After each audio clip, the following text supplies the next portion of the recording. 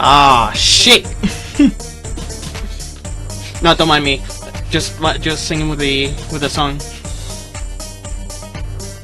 Dude, this Banjo-Kazooie cover of "Why Not" by Ghostface Player goes underratedly hard. It just goes so hard. It just goes so hard. Anyways, another day, another time to stream. So, as you don't know if y'all were around here during the last time I streamed Minecraft, but if you saw, a fellow Helldiver member, a fellow Helldiver that I happen to know, pretty much advised me against using Minecraft music. So for this regard, I will be using the same 8-bit cover, 8-bit synthwave sound playlist that I always use at the start of stream, or well, at the end of stream. So with that out of the way, let's end the screen here. Hello everyone. Alright. Just gonna have this running in the background.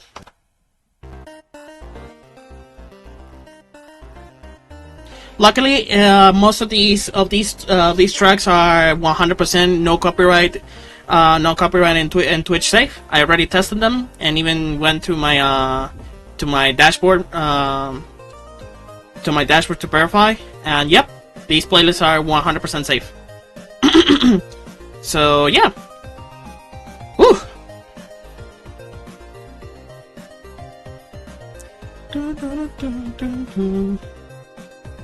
Okay.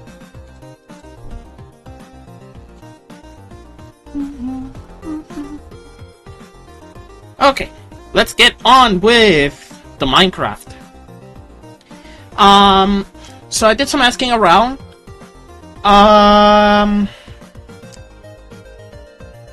There's a probable chance that next Saturday, not this one, not the one from this week, but rather Saturday of next week, I will be potentially doing another collab with Kraka, Sakura, and Los Cybros. However, confirmation, I'm still waiting some confirmation, so yep. Each.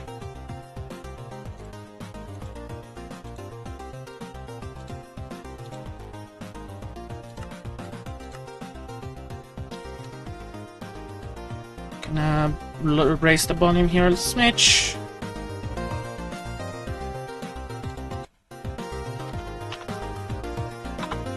There we go. If it's too loud than my voice, please do let me know, and I'll have it lowered right away. Okay. Oh wait, right.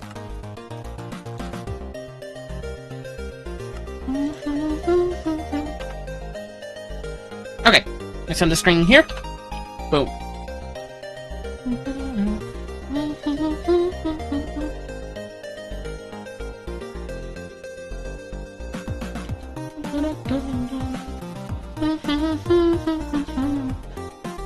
One second.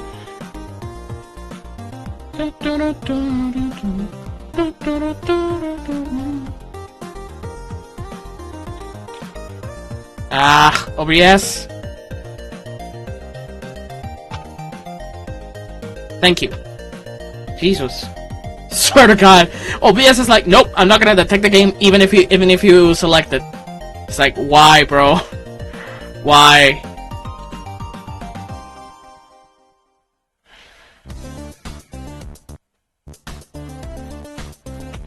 Okay. So, this is what I've been doing upstream. I still have to work on the next tower, which is gonna be on this side. I already did some turrets.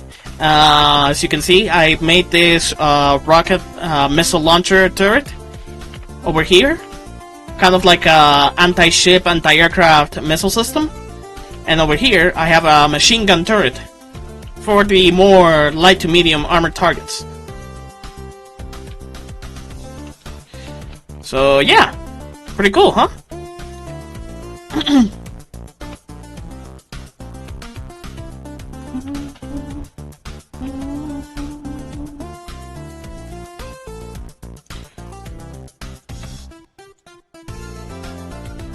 So far, so good.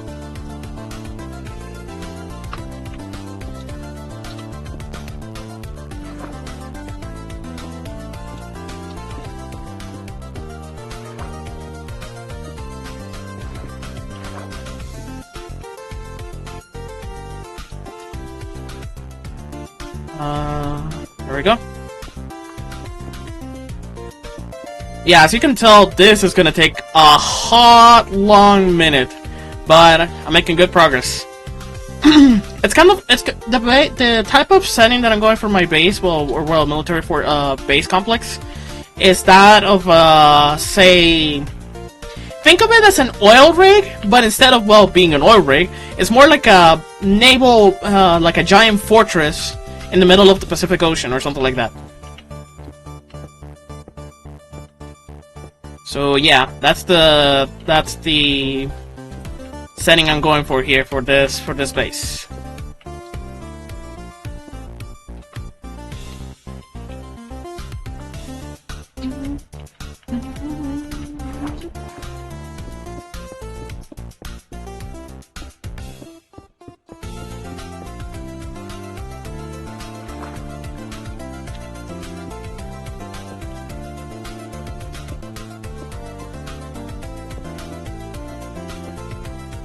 Oh, right, I almost forgot. Oh, I probably have it up somewhere in the chest. Up here.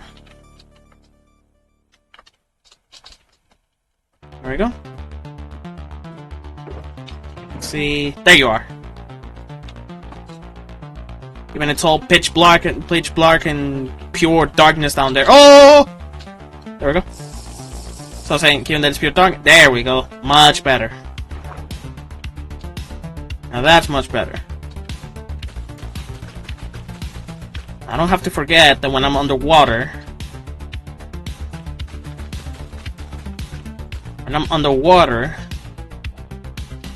the potion of night vision takes its time to pretty much do effect on the water. But in theory, it does work. Pretty dang well it does. I'm gonna remove all of this and then, oh, yo! Sorry. I got surprised by my dad.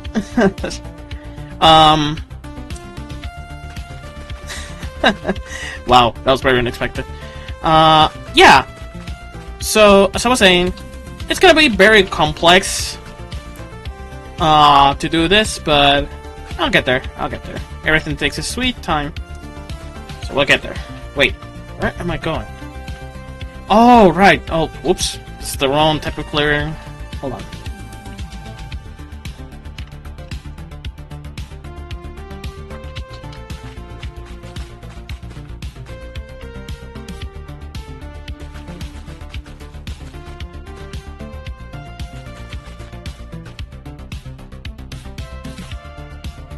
See. Okay, nice, perfect.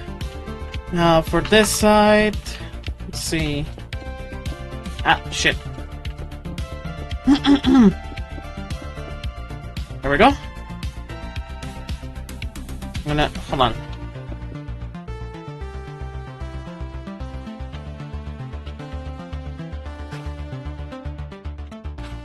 Oh, there we go. Fix that.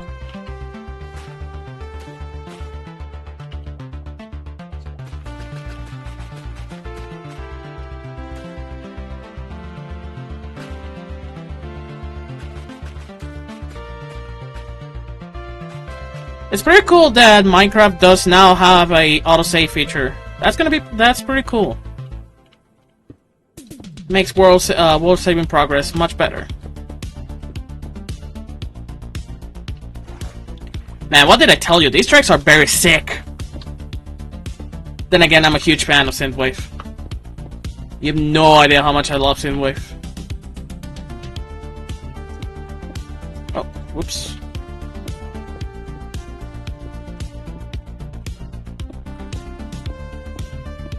Oh, dang it. There we go.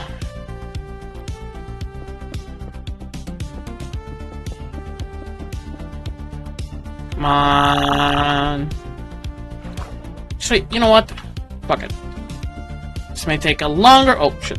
This may take a longer while and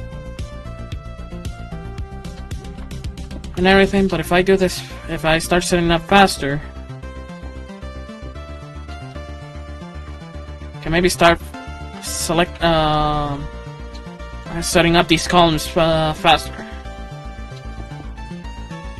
I just have to position them correctly.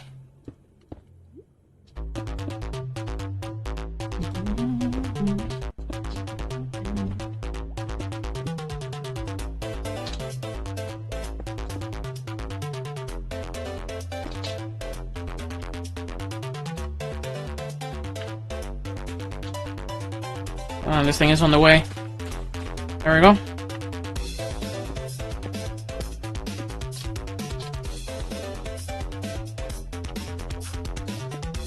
Huh? Ah. There we go. Woo! Man, that took a while. A lot of effort.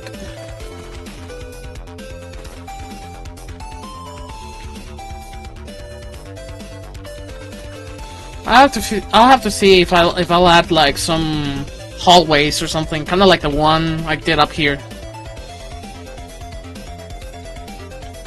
Like this one, like this hallway over here. I'm gonna see if I'm gonna make something like that for the lower levels.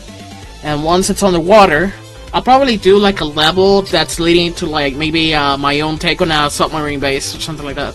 Crazy ideas too. I have in my mind too how I'm gonna make this.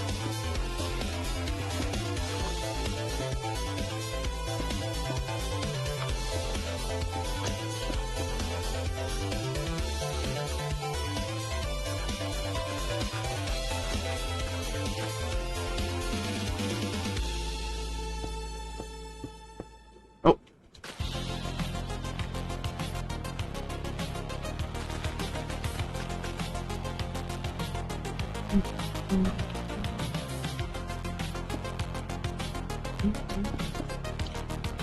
Alright.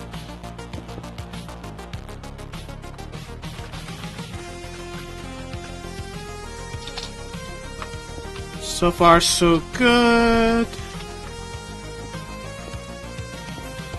Huh? Oh. Ah. There we go. Damn it! game's hitbox system is trolling me. Don't need this. But do need this.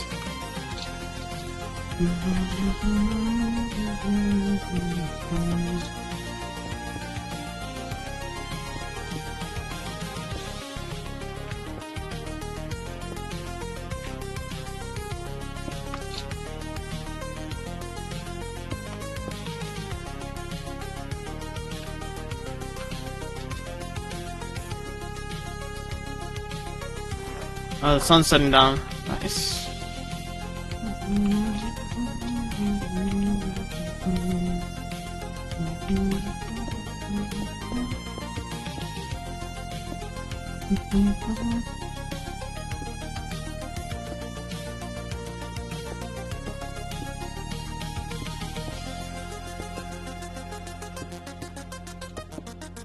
Locking the fuck in right now. Nice. Ooh.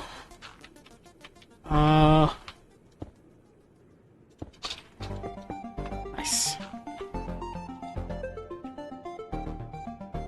Thought for a moment I was listening to the soundtrack of Tron Legacy.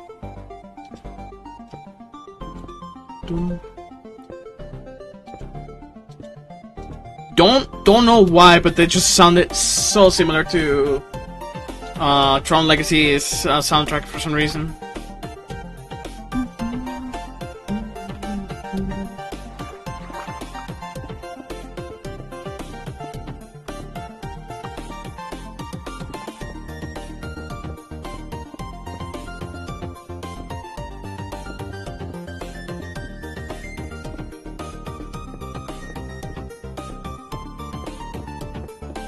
Nice.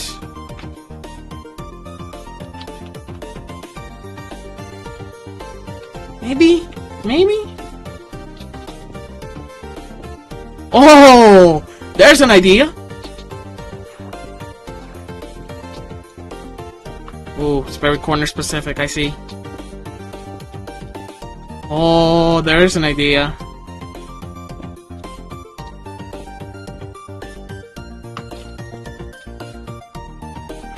Oh, there's an idea. Alright. Never thought that would work. It's like, maybe? Huh? Come on.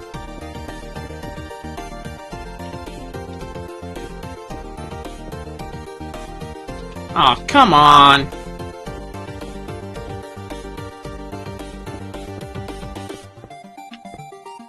Ah, come on. Ah, fuck. Hold on. Maybe this will force it? No, god damn it, it doesn't work. Oh well. Man, that's so unfortunate. What if... Oh, wait. Okay. Maybe? Ah! Going to places I'm just not supposed to be going. Okay. I wanna do that. Okay. This is what I'm gonna do. Course of action. So...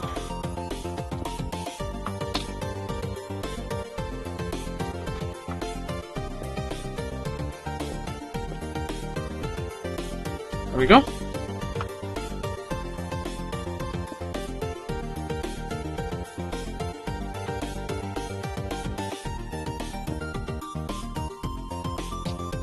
Don't worry, I'll fix that real quick. Huh?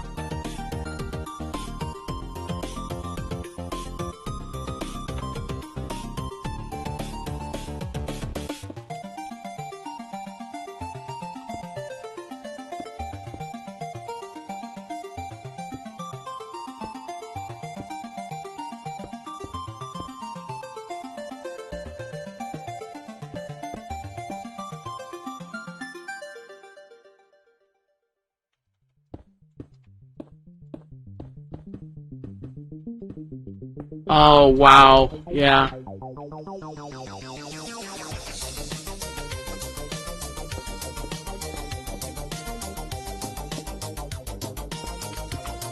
There we go.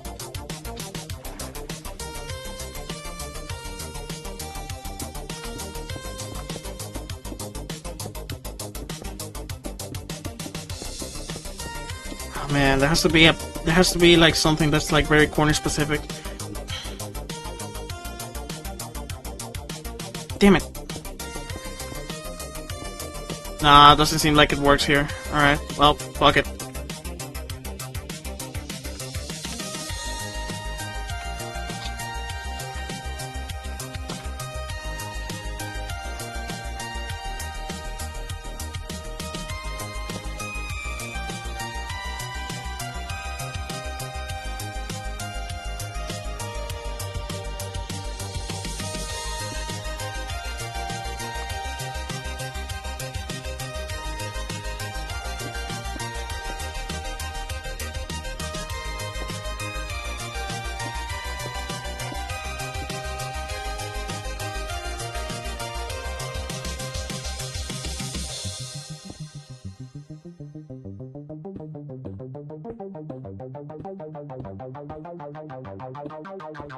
Damn it.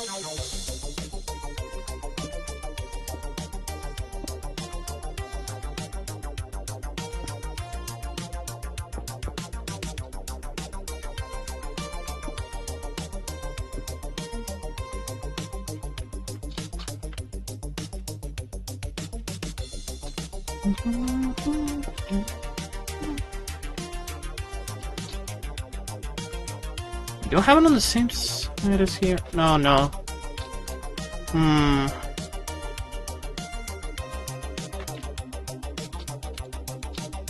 Oh, then...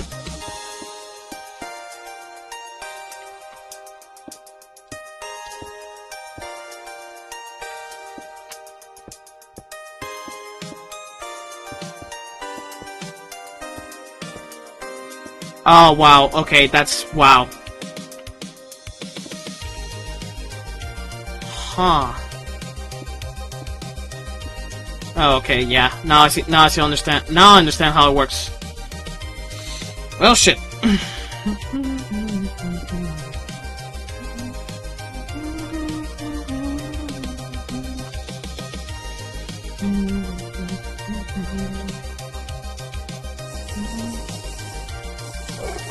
Apologies for the dog in the background.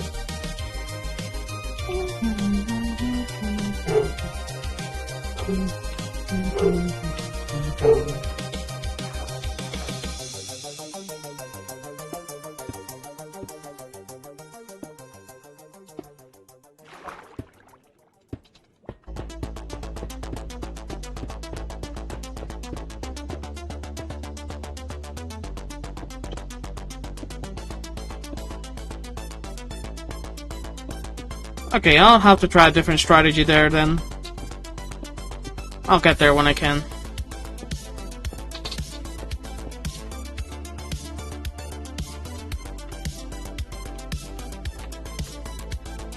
Okay, this side is clear. How about this side?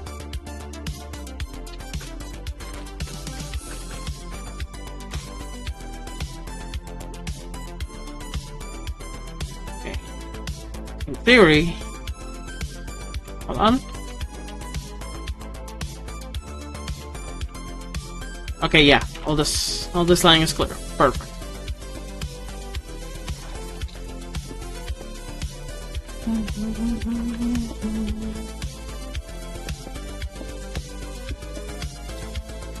Oh, that actually makes it look cooler.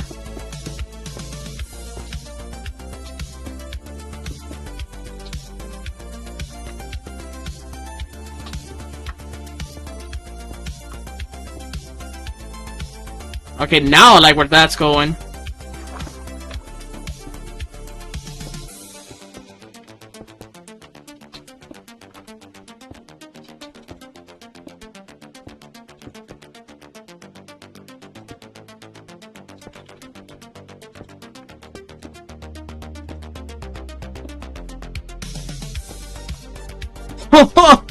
I never knew this was even possible in Minecraft. That's so cool, what the heck?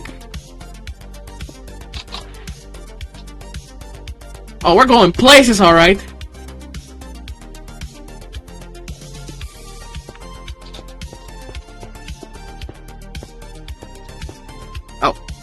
Whoops. Not be surprised if I accidentally removed some middle bars on the left side. Shit, I have to go check. Damn it.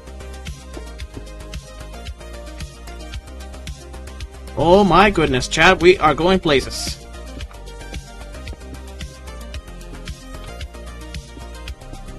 Oh, it's a very yeah, there we go. It's like very angle specific. Like, yeah, I can pull it off, but again, it's very angle specific. Like, it has to be on a perfect angle. Hold on. Ah, shit. There we go. It has to be in like on a perfect angle for it to. There we go. Build.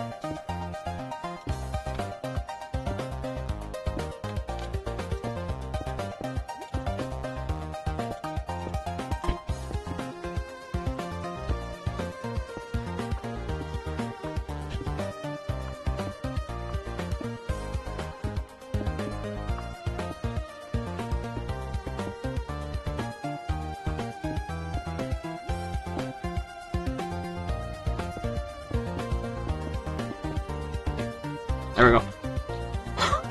Oh, this is looking sick! I love it! This is looking sick! What the fuck? This is coming out way better than I thought it would be. Oh, in case you want to know some progress, well, upstream, I did these vehicles by myself. These are my own. This is my own take on some landing cruisers. Kind of like the ones based on the Russian military or the U.S. military. So yeah, in here I went for the design of an armored personnel carrier. This is my own take on a self-propelled anti-aircraft gun, and those are two main battle tanks over there. Pretty cool, huh?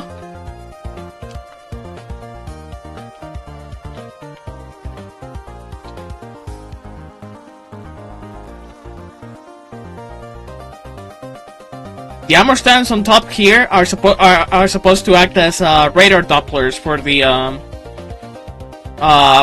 the ships, and those here are my quote-unquote soldiers. It's looking pretty cool, huh? Did I did? Yes, I did.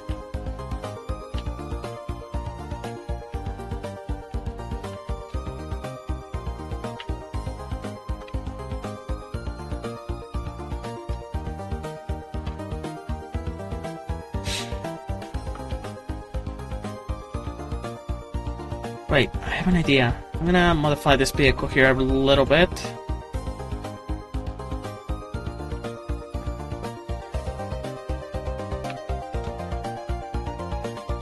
Or no, I'm just gonna leave it as it is. Fuck it. We ball in chat. Hold on, let me test those glass panels here real quick. Can it? In theory, yes.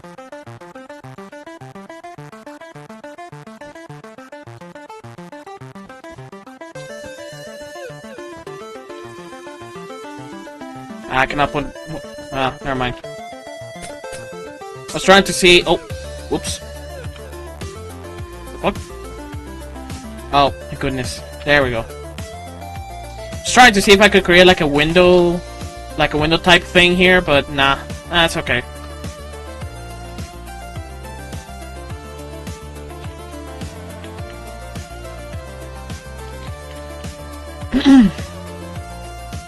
Yeah, these are my vehicles right now. Looking pretty sick, huh?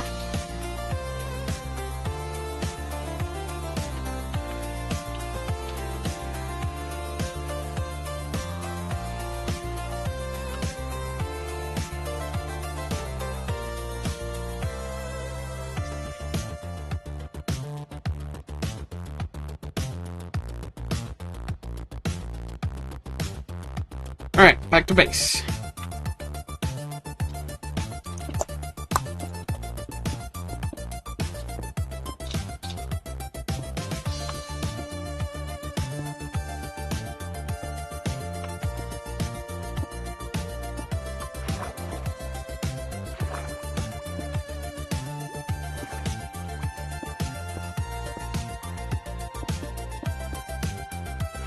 Oh, I see how it has to be formed first. Oh, okay. Now I understand it.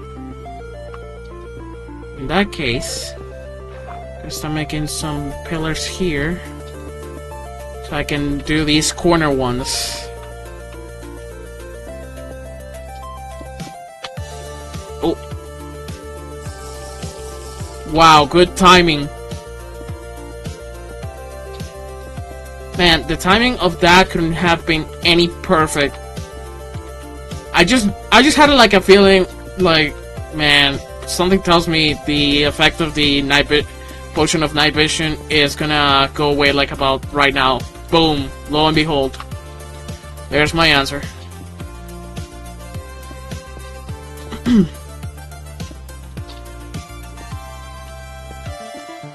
If I get too bored, too bored or pretty much like low energy with this, I'll be switching over to Windcraft, which I have not done since like, God knows how long.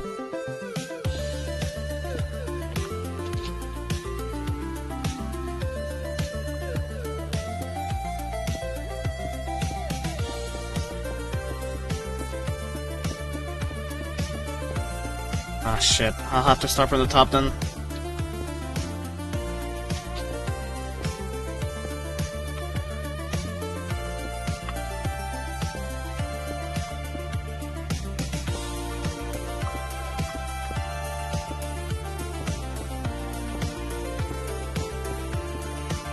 Oh, come on!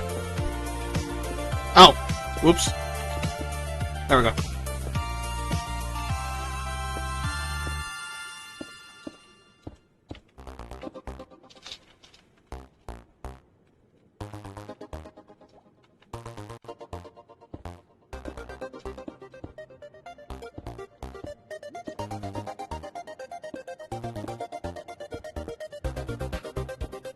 Ah, shit. There we go.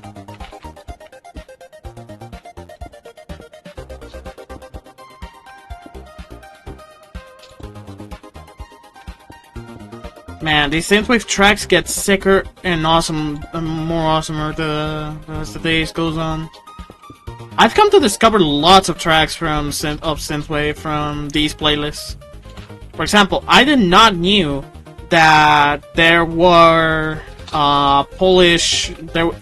there were people from Poland who were also into this kind of stuff, and recently on one of these playlists discovered an artist by the name of Luke Hash. Highly recommend him. His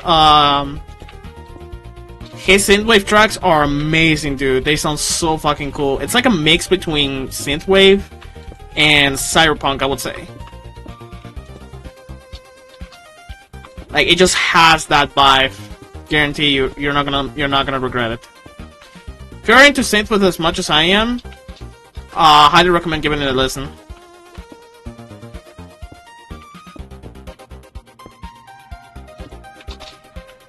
Beautiful. So with this, first quick scan to see how the side is doing. Okay, no. Okay, good. The side is clear. And the side is also clear. Nice. Or maybe not.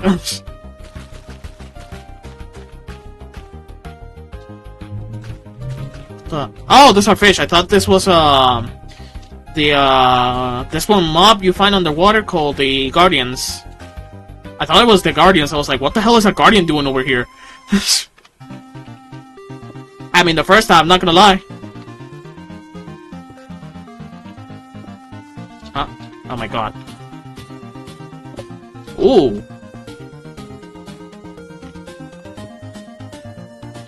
This is why I removed them. So hard to build because it creates like a weird barrier between you and the place where you're gonna put the like the block. So this is why I removed them.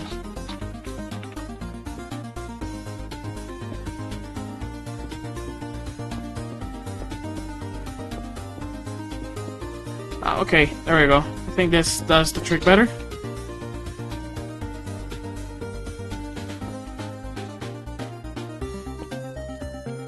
Ah, shit.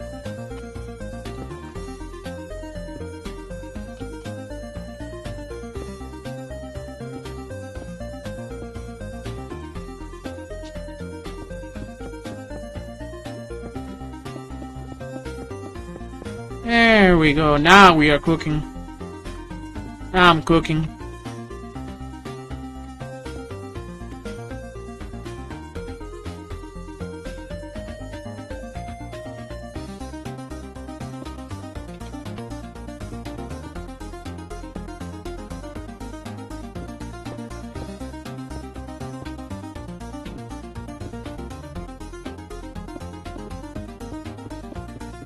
I was kind of thinking mixing universes here, for both.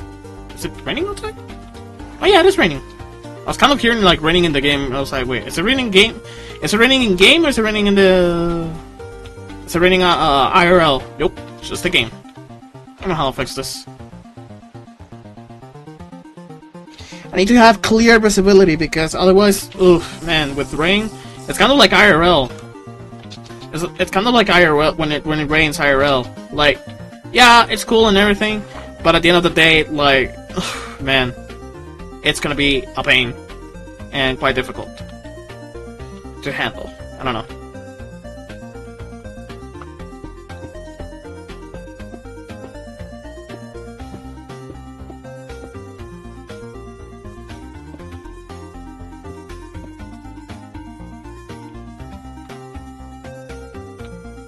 Okay, nice. I was kind of wondering if it would remain the same position or it would change.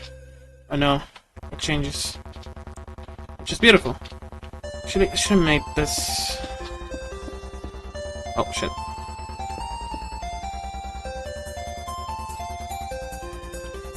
Oh damn!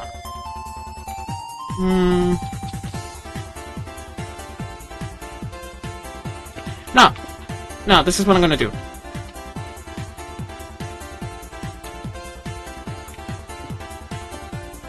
Oh shit, it needs... yeah, okay.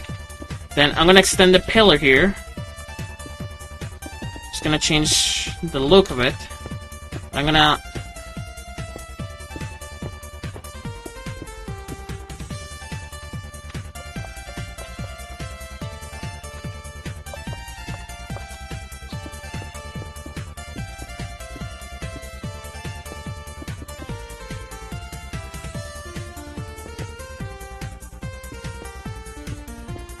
Man, why does this sound like something straight out of Sonic? Like, hello?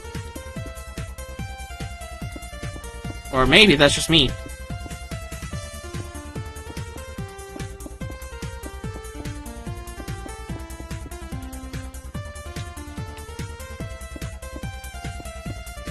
Ah, shit.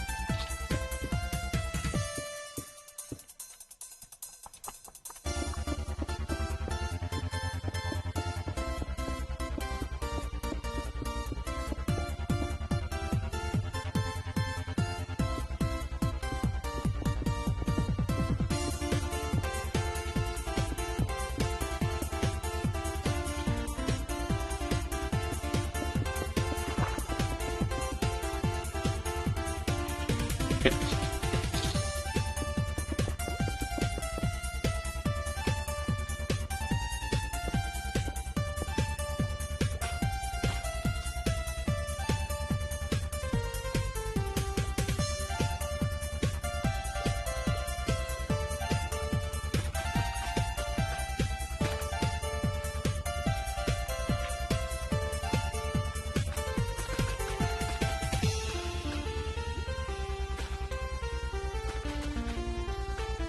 Okay, I'm not gonna lie, I like this track, even if it does sound like something straight out of Sonic.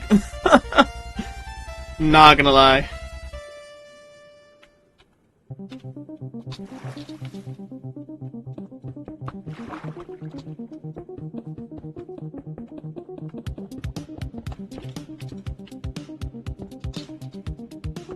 That sounds like something straight out of the Adobe Flash. This one website game, which is basically like a carbon copy of Snake. Ah man, those were the times.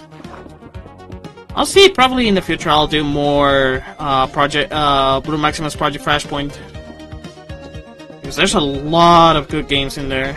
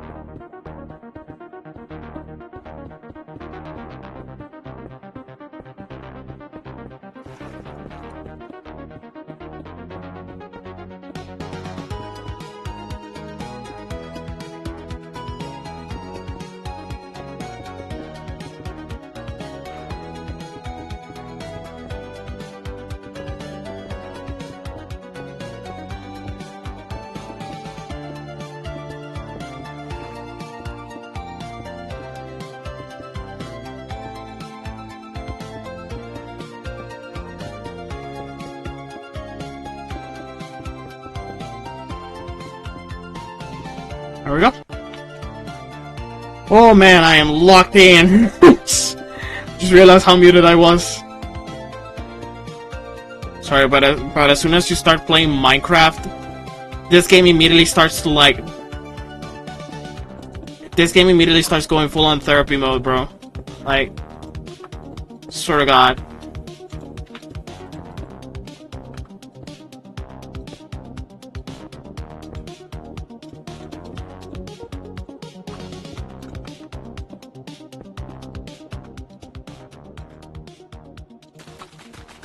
It's gonna block my view. There we go.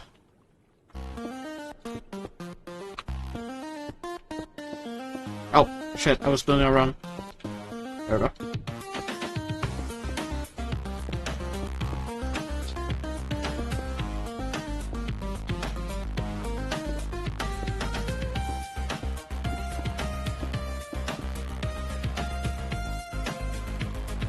Woo! Very nice, very nice, very nice.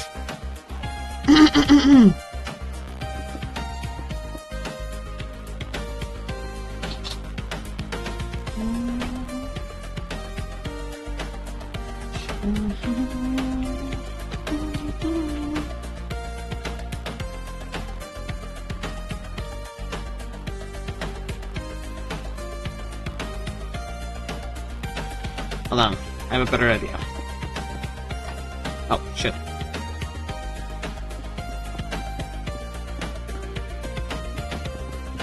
Okay, I'm gonna do the same tactic.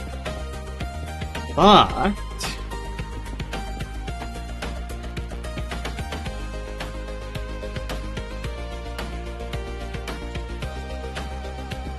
watch this.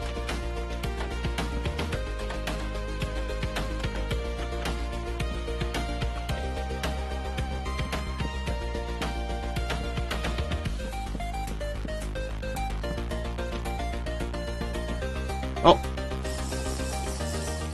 Just noticed that the effect of the potion of night vision was gonna go away.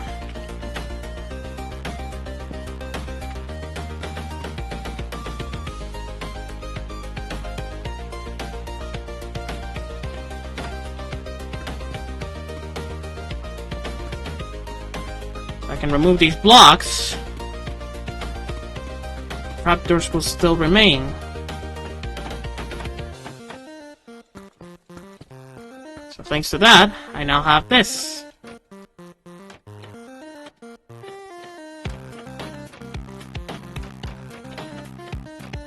Which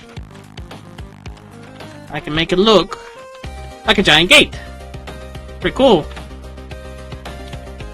Oh man, I love how this is going. Turning out way better than I thought it would.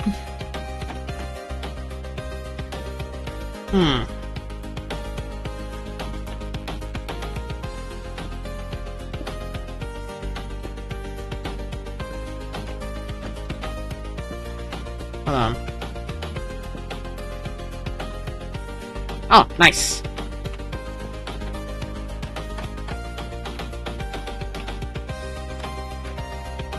It's a little bit uncomfortable, but it ain't much, but it's honest work.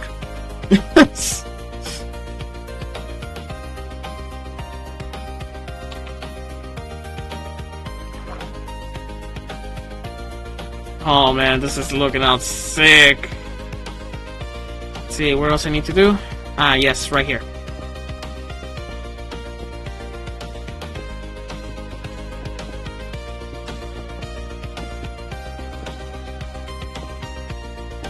Ah, there we go. There we go, I found the key.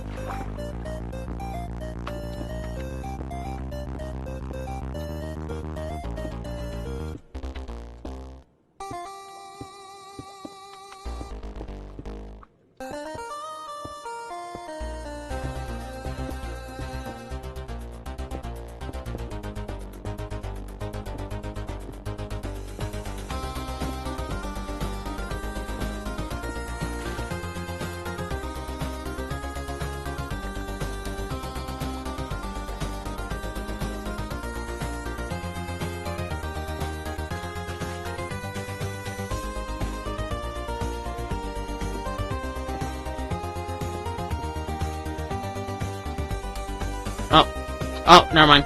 I did not.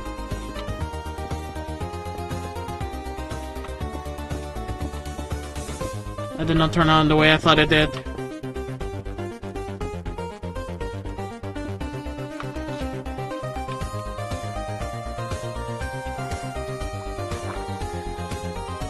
God, this is looking amazing.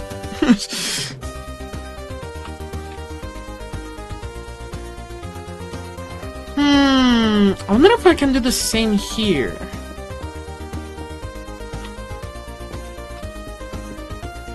Looks like that answers my question.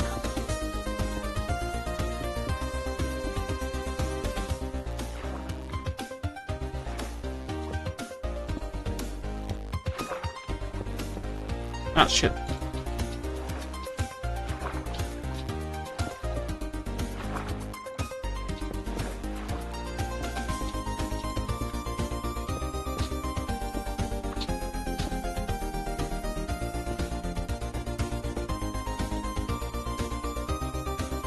One second while I check something.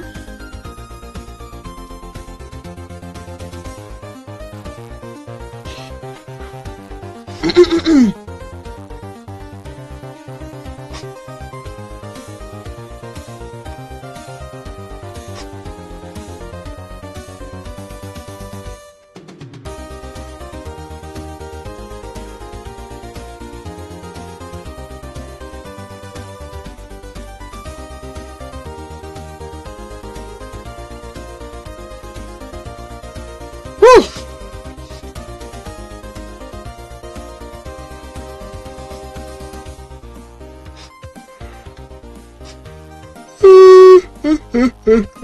Oh boy. Ah, matai!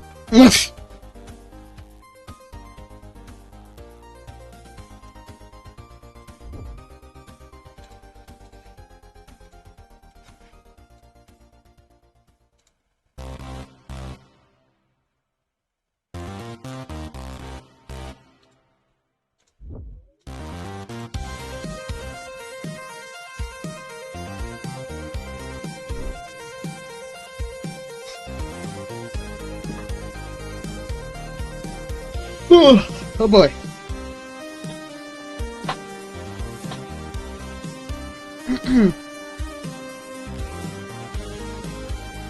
Woo!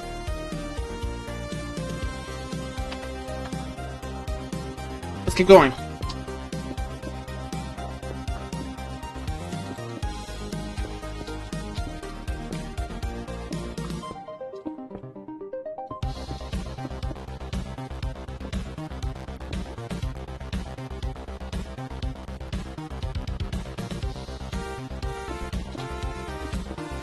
This music is really sick, man. What the hell?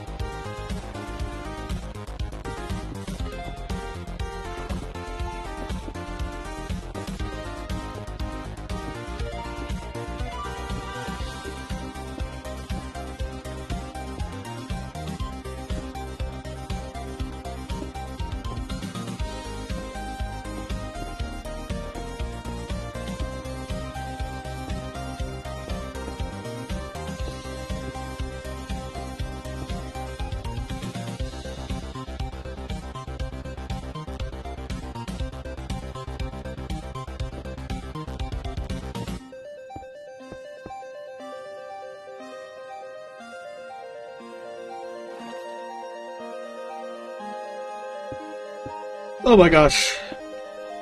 So every time I play a very relaxing game like Minecraft or Blue Maximus Project Splash or whatever, I swear I immediately start to get super like low energy levels. It's nothing I cannot handle.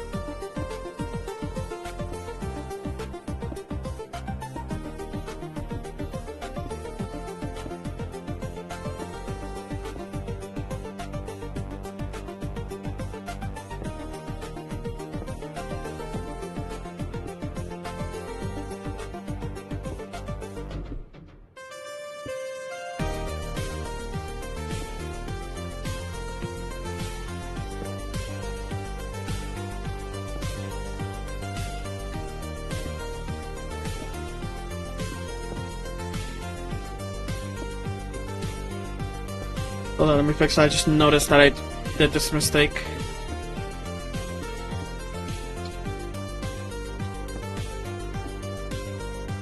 Okay, there we go. So, in theory.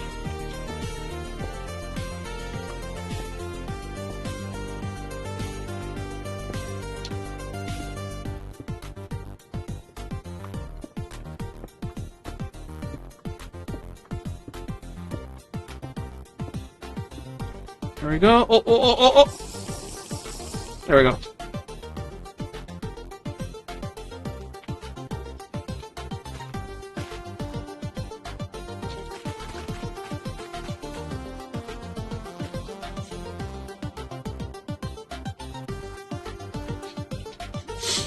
Whew! Actually gonna search real quick. No. I'm gonna do it on my tablet. Yeah.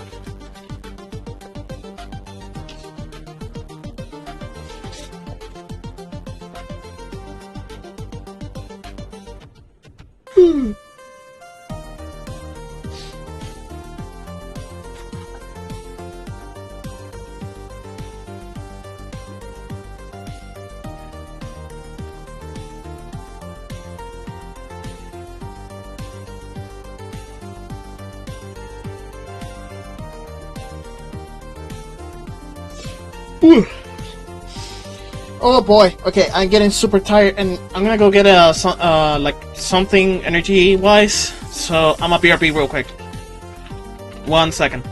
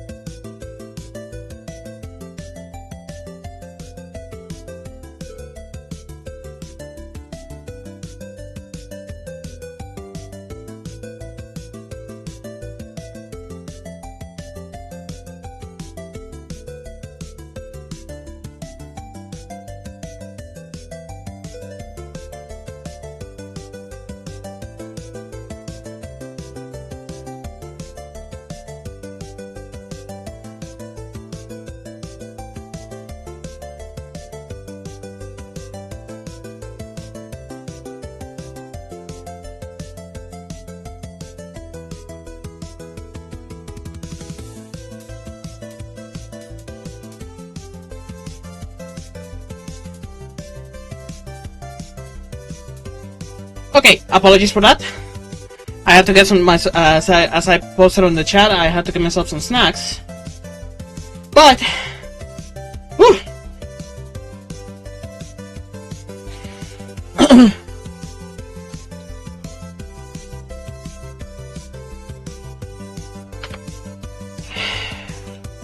Oh yeah, besides getting myself some snacks, I also got myself some apple juice, which gives me lots of energy again, and oh my gosh, works for me so much.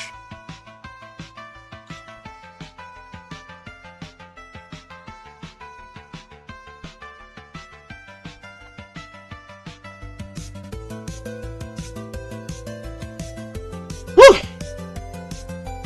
Okay.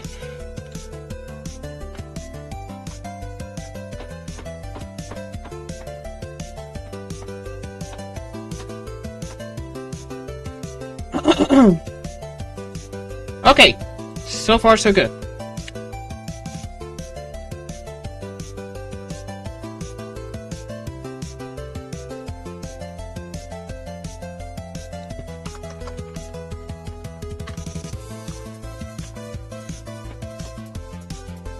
Woo! Okay, so apologies for that. Just had to answer to a buddy here. To a buddy here on Discord. But it's alrighty. Yeah, I did post it.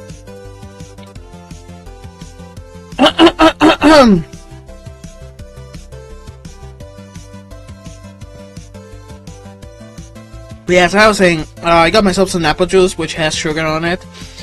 I think the reason as to why I get tired on these streams is because I think my blood pressure like lowers or something.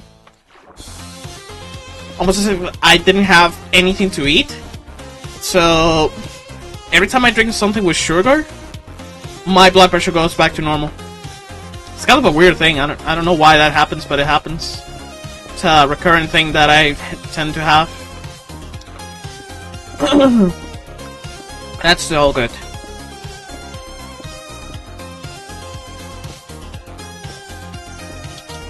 It's crazy because even my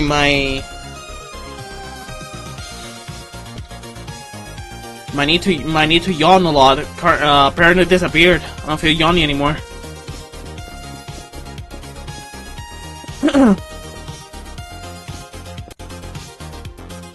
Ooh.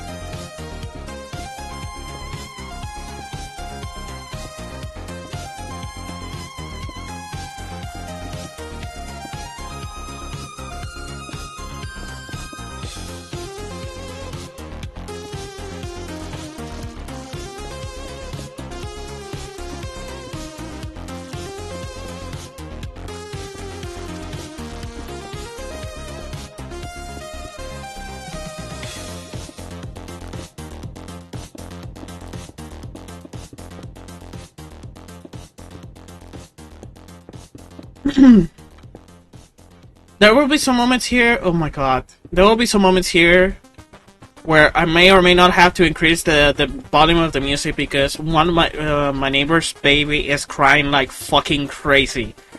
So it's starting to become like super obnoxious.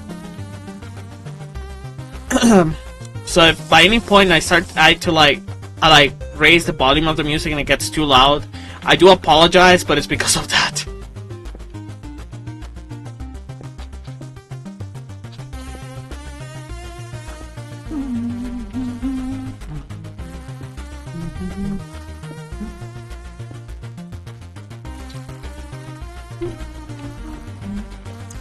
Damn it.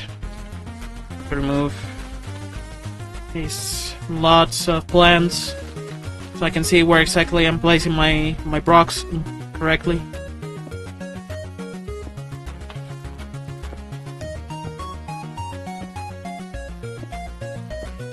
So about the build, it's about the builder or something along those lines. I don't know.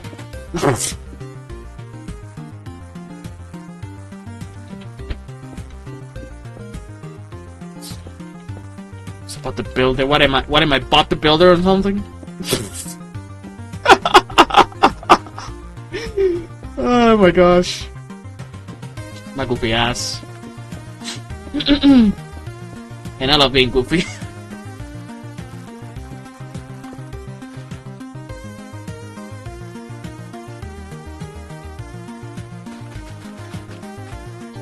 Okay, seriously, these plans have to like go because I cannot see shit.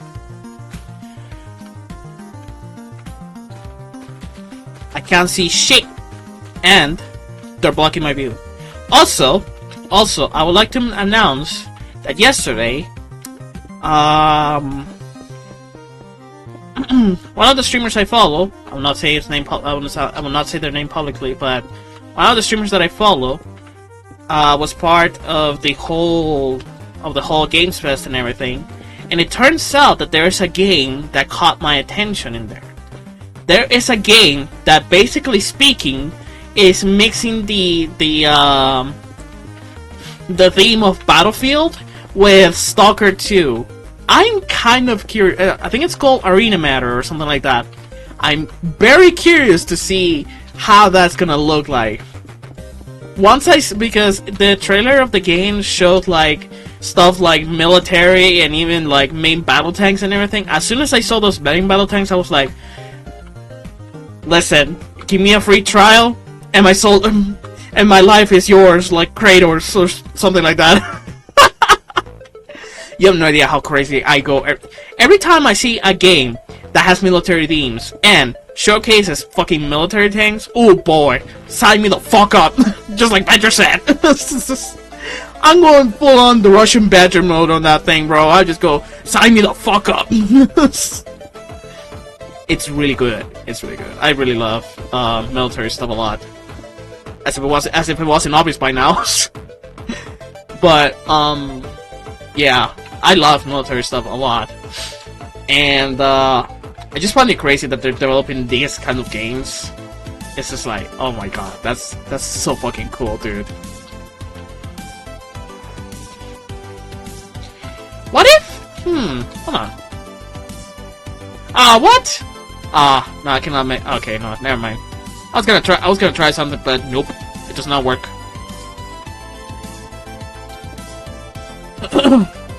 It doesn't work for shit.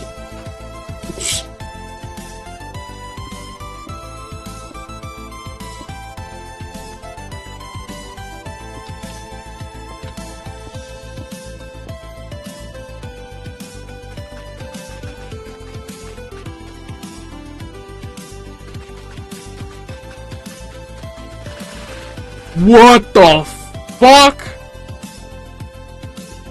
What the hell just happened to the terrain there? That is a lot of food. What just happened to the terrain there? Excuse me? I don't think that was supposed to happen, but it's Minecraft, so I'm not gonna question it. I'm just not gonna bother. It's like, understandable, have a great day, but something.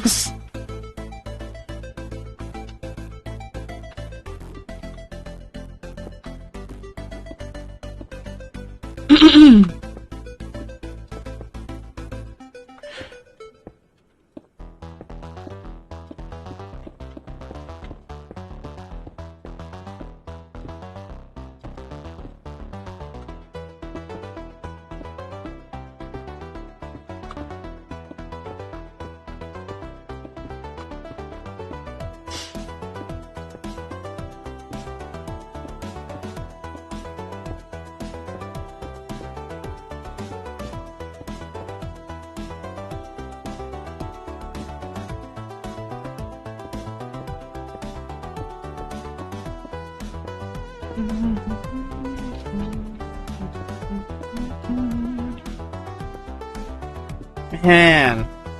Wait, is this a new list? Oh no, it's still going! Holy shit! It's got 5 minutes on the it's only like 5 minutes away of ending. Wow.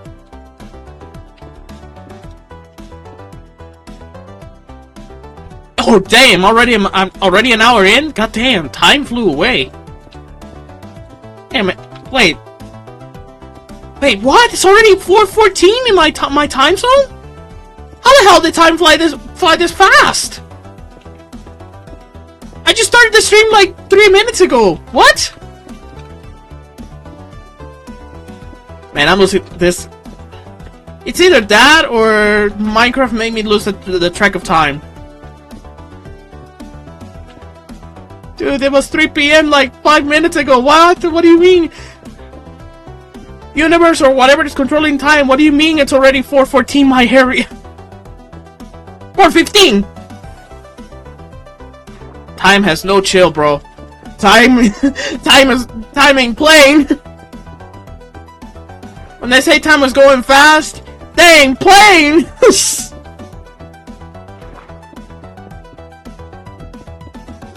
My God, dude.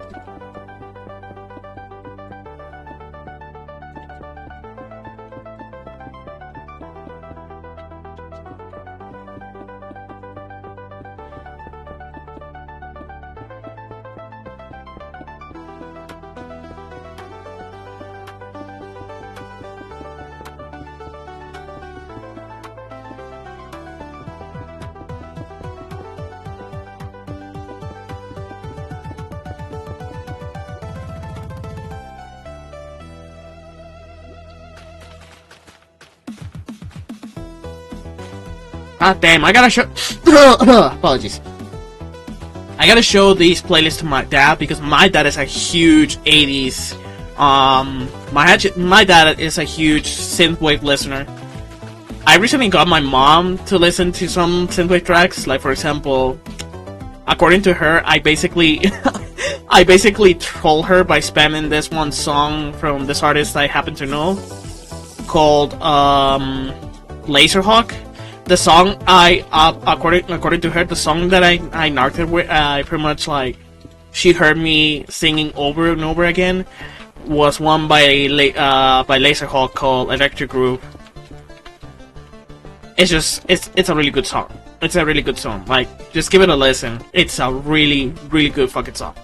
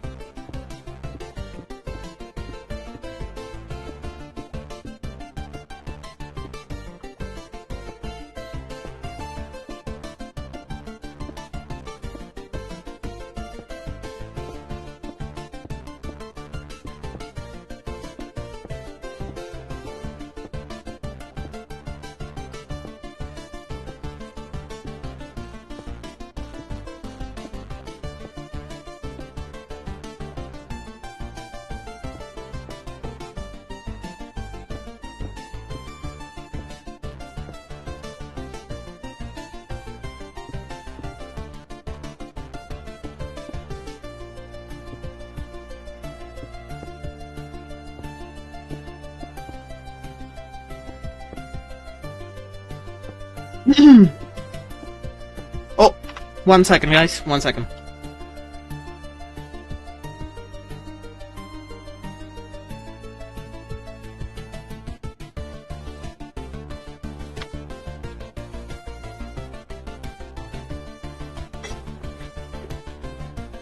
Oh, sorry. Sorry about that.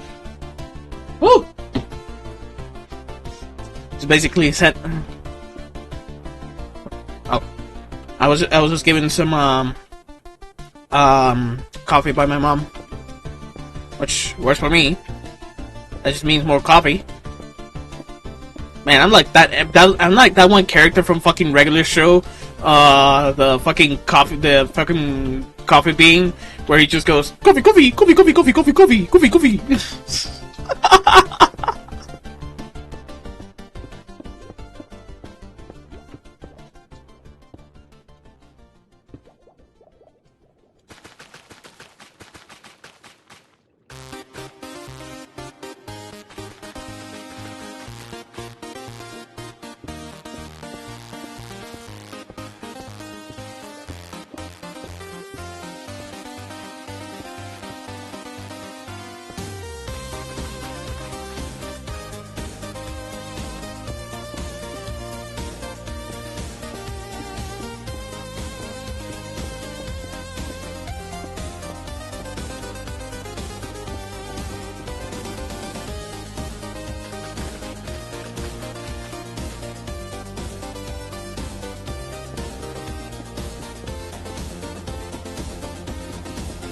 Oh my gosh. Man, I need to watch Regular Show again. Now that I mention it, now I need to watch.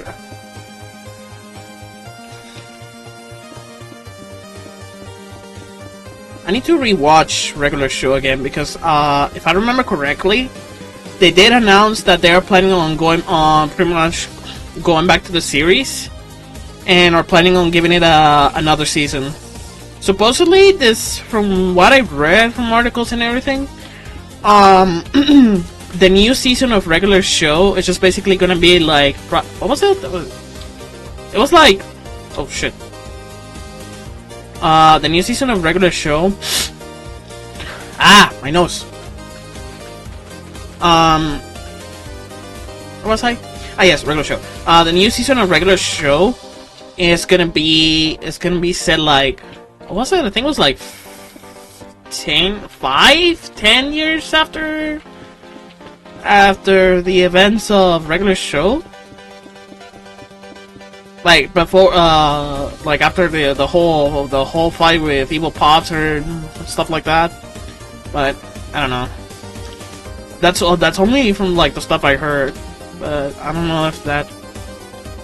Oh, never mind. I was like, why did I just saw like?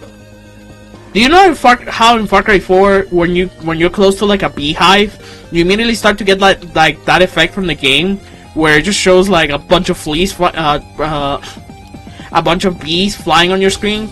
I thought for a moment I was looking at the same thing in Minecraft, but then I realized it was actually the effects of the portion of night vision. But yeah, I need to rewatch Regular Show again because there's a lot of stuff that I need to like understand, and also the fact that there's that season coming up, which takes place after the events of the main series. Supposedly it's gonna be like in an alternate universe or something like that. I can't remember exactly very well like the full details of the new upcoming season, but I did saw somewhere that they're planning on going back to doing more episodes of Regular Show.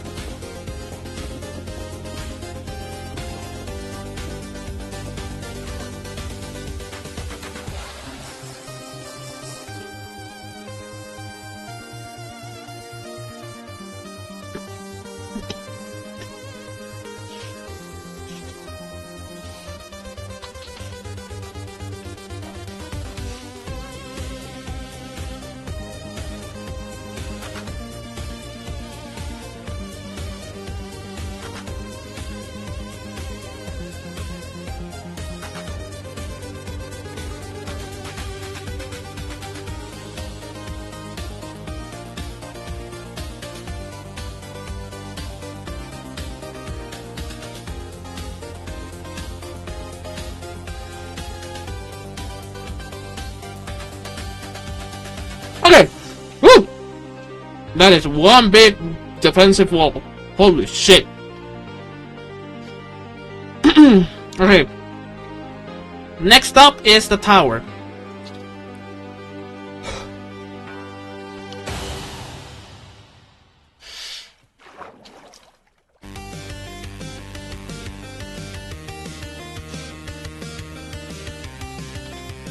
Wait.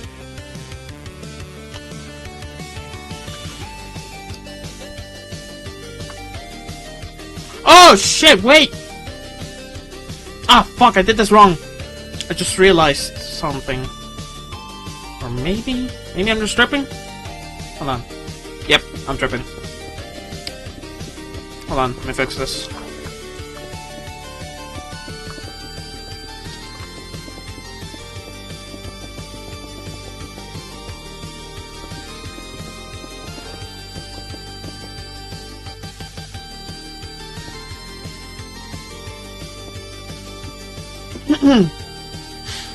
Alright. Holy shit, that looks amazing. Man, this reminds me of one of those medieval towers and everything. That's fucking amazing. I love how I designed this. Oh shit, I'm missing this wall. I was like, I'm pretty sure I'm done, but nope. It's almost as if the game was like talking to me. I was like, bitch, you thought. Sucker, you thought.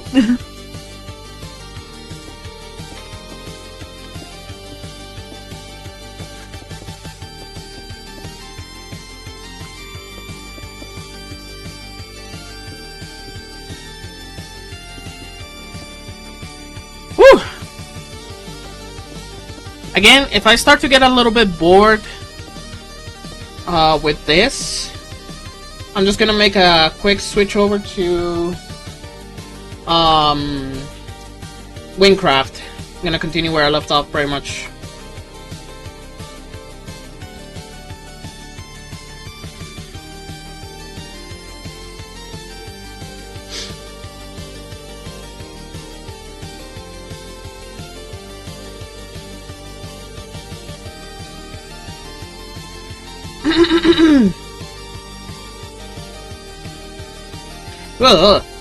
Sorry about that. It's just that.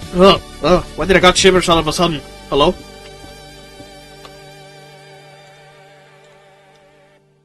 Oh, my goodness.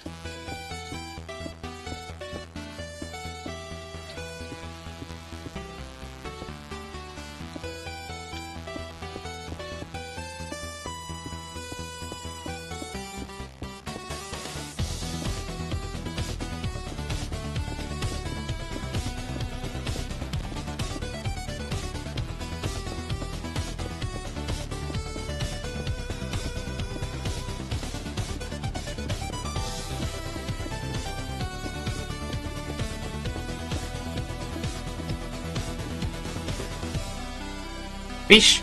Fish!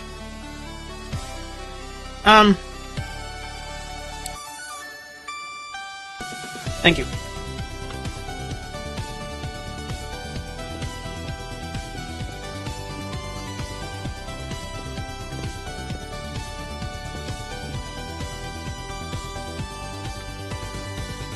Maybe no. I wanna. I kinda. Let me see how I say this. I always wonder if Minecraft is gonna have like a whatchamacallit. Fuck. I always wonder if Minecraft is gonna have like a type of AI pathing or kind of like AI behavior where certain animals like fish and all that stuff, if they see you, they get like. It's kind of like in Far Cry. If the animals like spot you or something, they get immediately like super frightened about your presence because they immediately think of you as a threat, and they just start running away. I kind of wonder if Minecraft does have something similar like that. Well, when it's idle, not when you hit them, of course.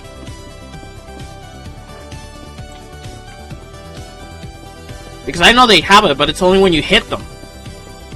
But what about when it's idle, though? Who knows?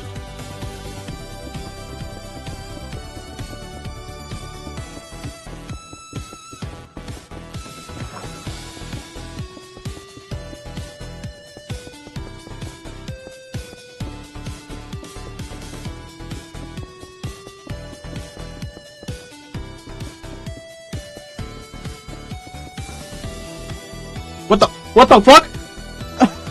What the hell?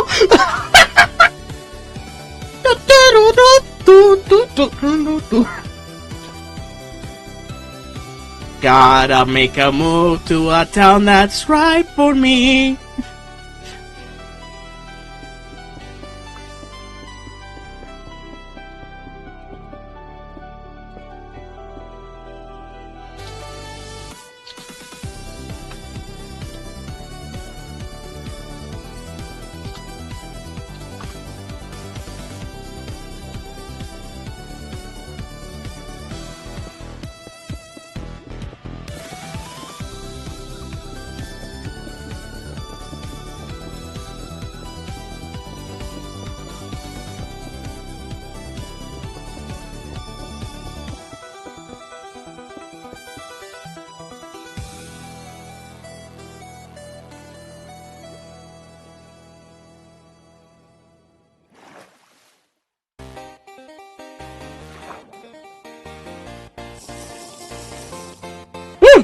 Okay.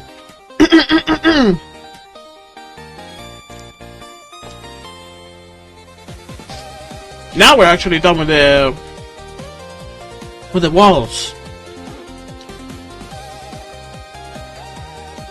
I was kind of thinking of extending myself to like from there to like around here, I would say.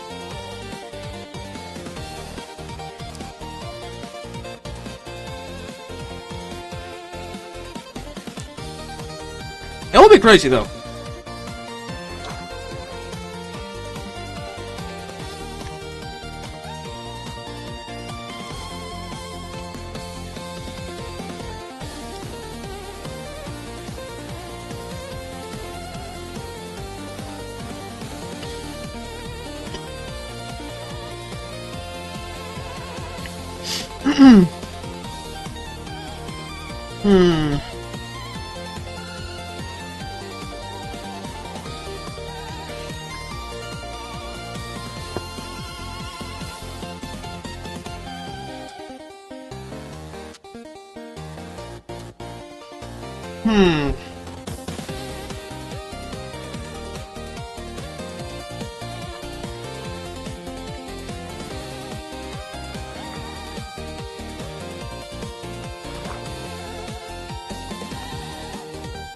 How many blocks is this?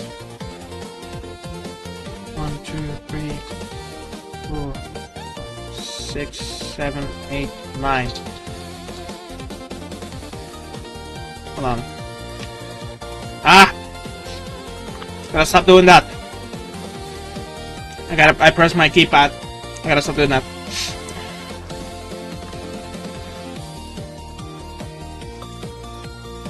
Okay, there we go. So as to I do not forget. Let's see. 9 on the side. Let's see. 1, 2, 3, 4, 5, 6, 7, 8, 9, 10, 11. Wait. No, hold on. 9 here on this side. And it's 11 on this side. Oh, okay. So in theory,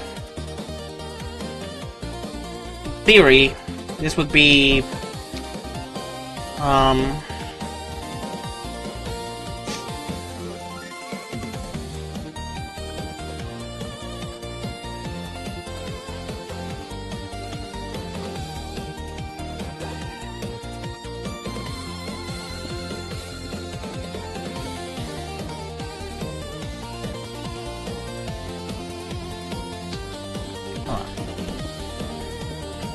here this would be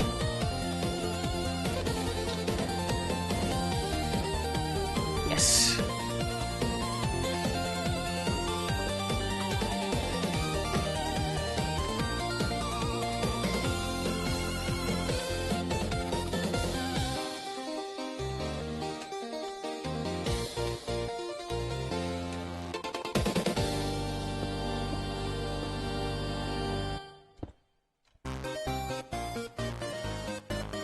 See?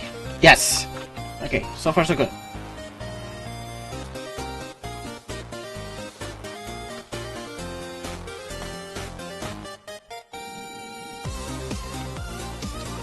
Ooh! That sounds so sick! What the hell?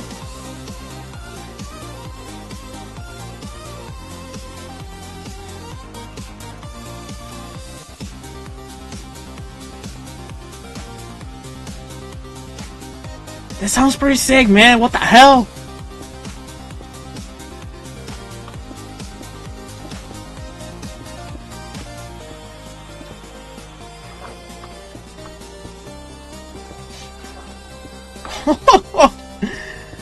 Why is this giving me Mega Man vibes for some reason?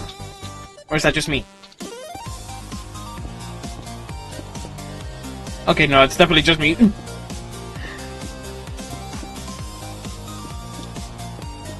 Okay, to be honest though, it's not it's not Mega Man, it's now more like, I don't know.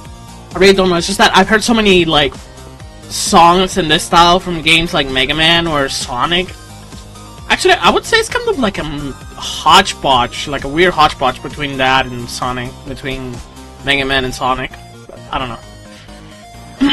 Again, I could 100% be wrong for sure. Oh, fuck.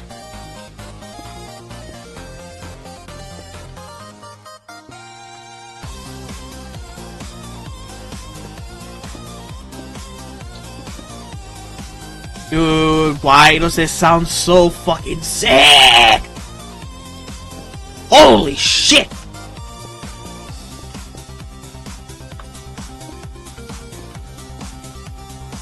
Huh? Oh.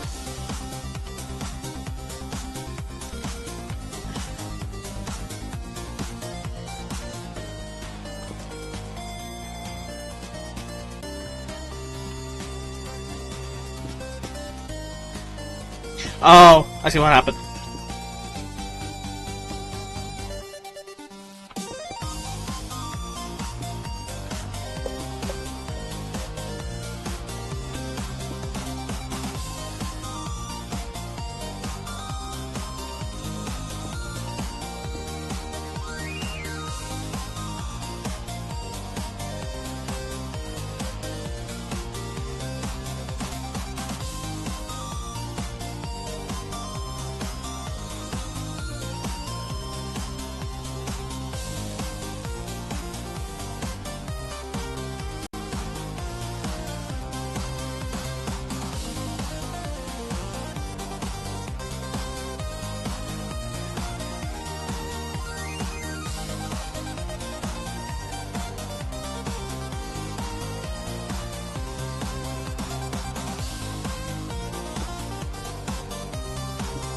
I'm gonna leave this side covered.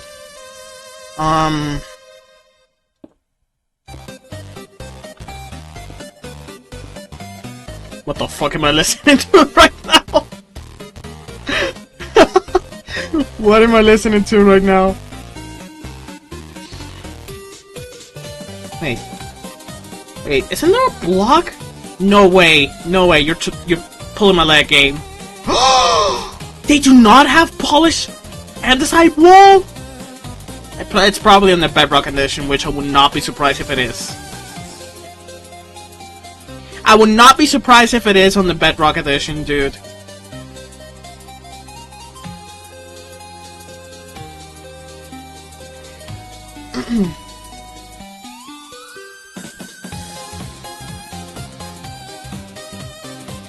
As goofy as this sounds, this is actually pretty good.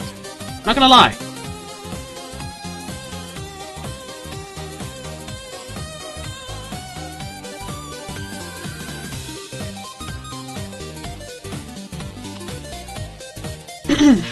Okay. Ooh.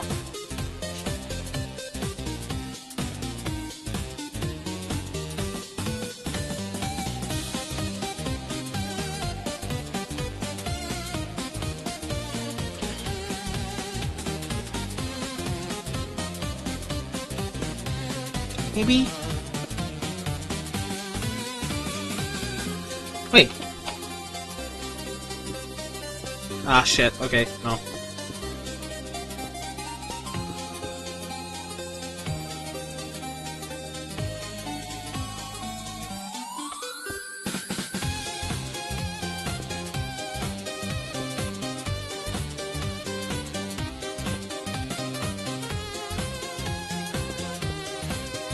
Dude, this is actually pretty sick, I'm not gonna lie.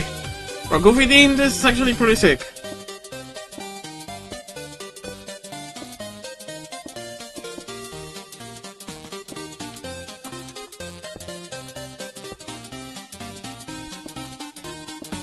Wait, hold on. How much? Oh shit. It was 9 for 11, 9 by 11.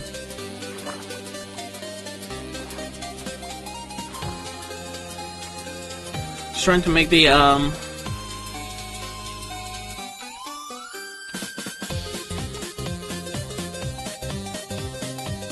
okay, so on this side it will be 1, 2, 3, 4. Technically speaking. So 1, 2, 3, 4. 1, 2, 3, 4, 5, 6, 7, 8, 9, 10, 11. 2, 3, 4, 5, 6, 7, 8, 9, 10, 11. 1, 2, 3, 4, 5, 6, 7, 9, 10, 11.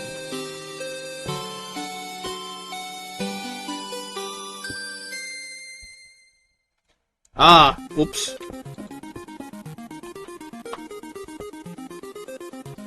I did that calc wrong.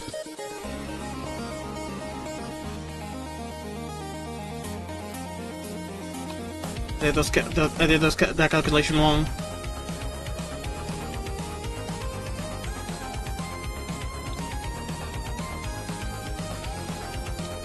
Hold on.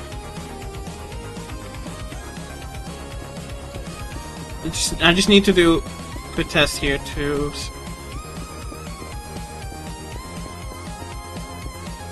So it has to be 6 here, 6 here, 6 here, and 6 here. Okay.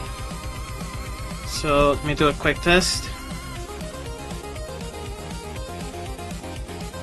Oh shit, I did that calculation really wrong there. Okay. This tower might actually be just a little bit longer.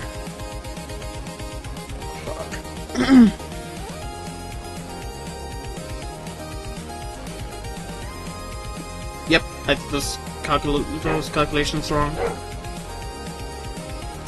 Here.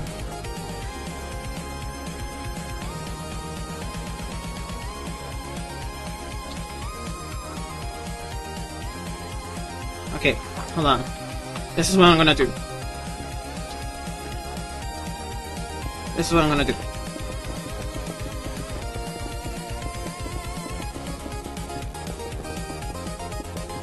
This is what I'm gonna do. I'm gonna leave a marker there.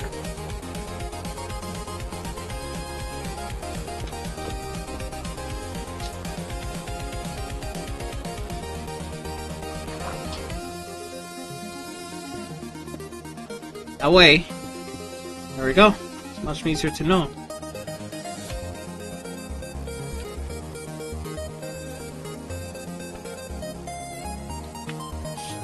Oh shit, I'm doing that wrong.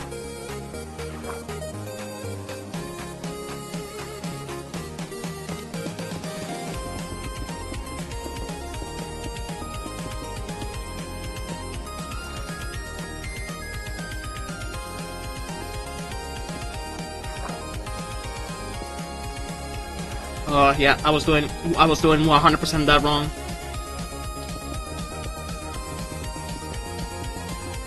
I was 100% doing that wrong. Good thing I verified. Good thing I verified.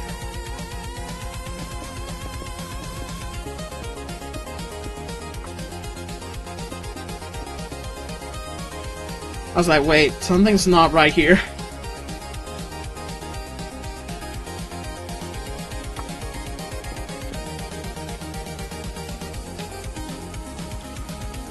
Oh shit, 1 second. I'll be a beat.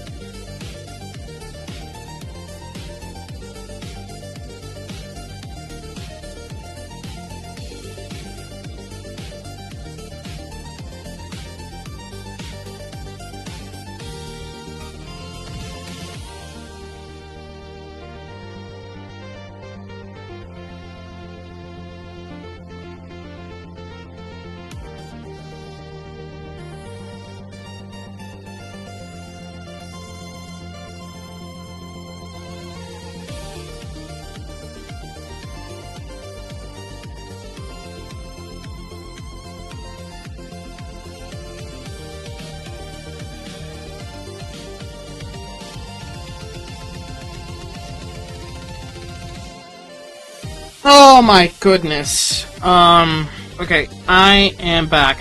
Don't worry, I'm alive. I got a little bit of stomach ache, so yeah. Um, whoops, wrong button. Yeah, I got a bit of stomach ache, so don't worry, I'm okay, it's already passed. I feel, well, I still feel my stomach is not happy with me. My stomach is not happy with me, but I should be a-okay.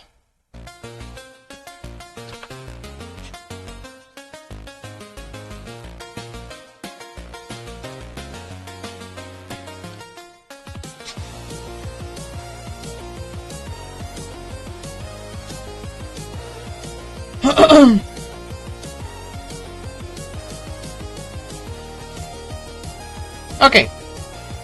Woo!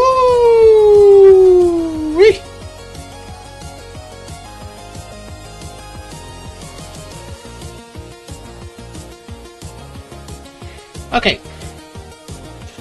So.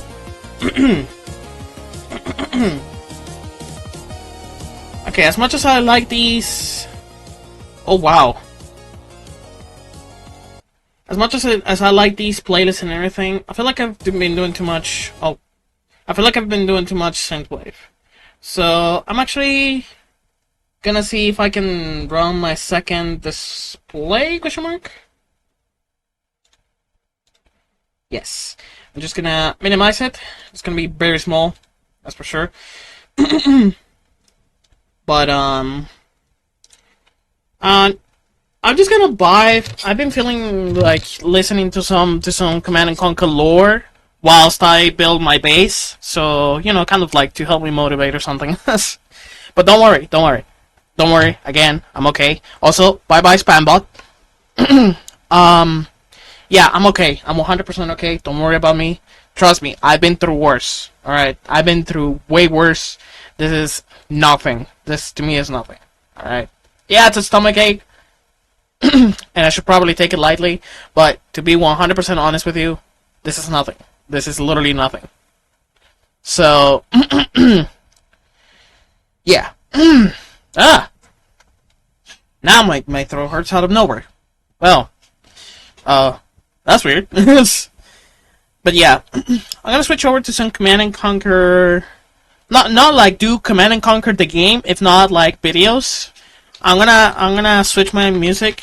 I'm gonna shut my music down because I feel like I've been doing too much synthwave. And then I'm gonna be playing some Command and Conquer lore videos on the background. So yeah, we'll be watching to some Command and Conquer lore.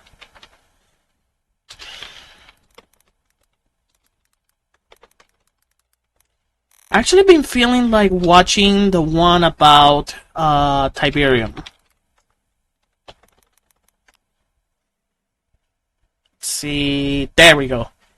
Oof, man, this channel, No Strings PRD plus Jethil, these two channels make some of the best Command and Conquer based videos out there. I swear to God. If you want explanation about anything and everything Command and Conquer related, dude, No Strings PRD and Jethil on YouTube. You're not gonna regret it. Trust me. Okay.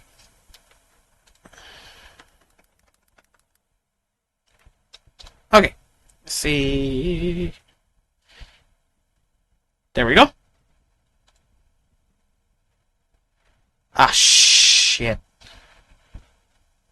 1 second. 1 second while I test something. Ah, fuck.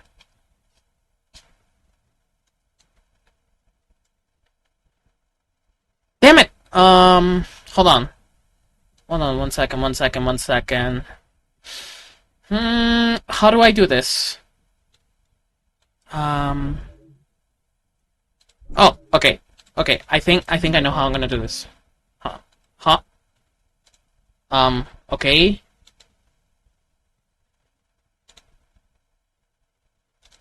And make a second game capture. There we go. Okay, 1 second. Use window capture or display capture instead. Window capture, window capture, window capture. What? Oh, that's bullshit. Oh, that's fucking bullshit, OBS. Wow. So, get this. Games built on Chromium cannot be captured using game capture. Use window capture or display capture instead. Fucking wow, OBS. God damn. So it's basically speaking, it's fuck you, I'm not gonna let you play your video just because. Fucking wow. Damn.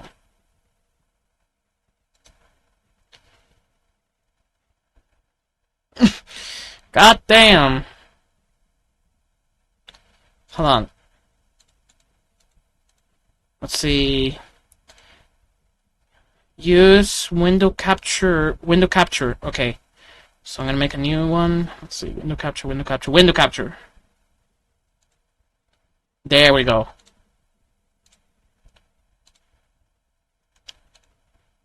There we fucking go. Oh god, that is big. Okay, I'm gonna leave this like somewhere here in the middle. Probably like beneath me.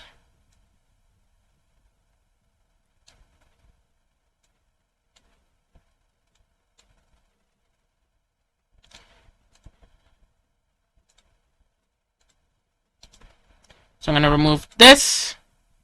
Yes. I'm gonna remove this. I'm gonna leave this here in the background. So you'll be listening to me, or you'll be listening to a video I'm about to play, basically that speaks about the lore of what is Tiberium in the Command & Conquer Tiberium universe. Because there are still universes. You have the Red Alert universe and you have the Tiberium Wars universe. So this video is gonna be all about the Tiberium universe. So yeah, yippee! Okay. There we go. Resource. Mutagen. Calling card. For over half a century, the Earth was ravaged by Tiberium. While the Global Defense Initiative and the Brotherhood of Nod fought for control of the crystal, it spread across the planet, transforming the surface of the Earth into a desolate, alien world. Welcome back, Commander.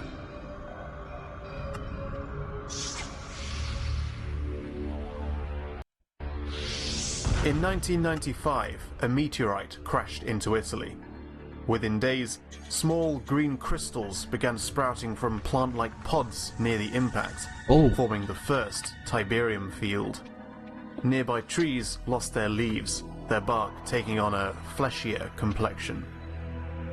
Tiberium commonly grew around blossom trees, which rapidly replenished fields by releasing crystal-laden spores into the air. At first, the crystals were considered a mere scientific anomaly. Tiberium continues to confound the scientific community, soaking up ground minerals and soil nutrients like a sponge. Oh yeah, I saw this. Those are short years. The those animations are from this game that are from the Tiberium Dawn game that I'm currently streaming. Yeah, that's why I recognize those animations really quickly. Had become global. There are now more than 200 areas of the Earth affected by Tiberium deposits. Shit, it spread quickly. Appears to be spreading by means of conveyance unknown. Tiberium spread really damn quickly. Holy shit.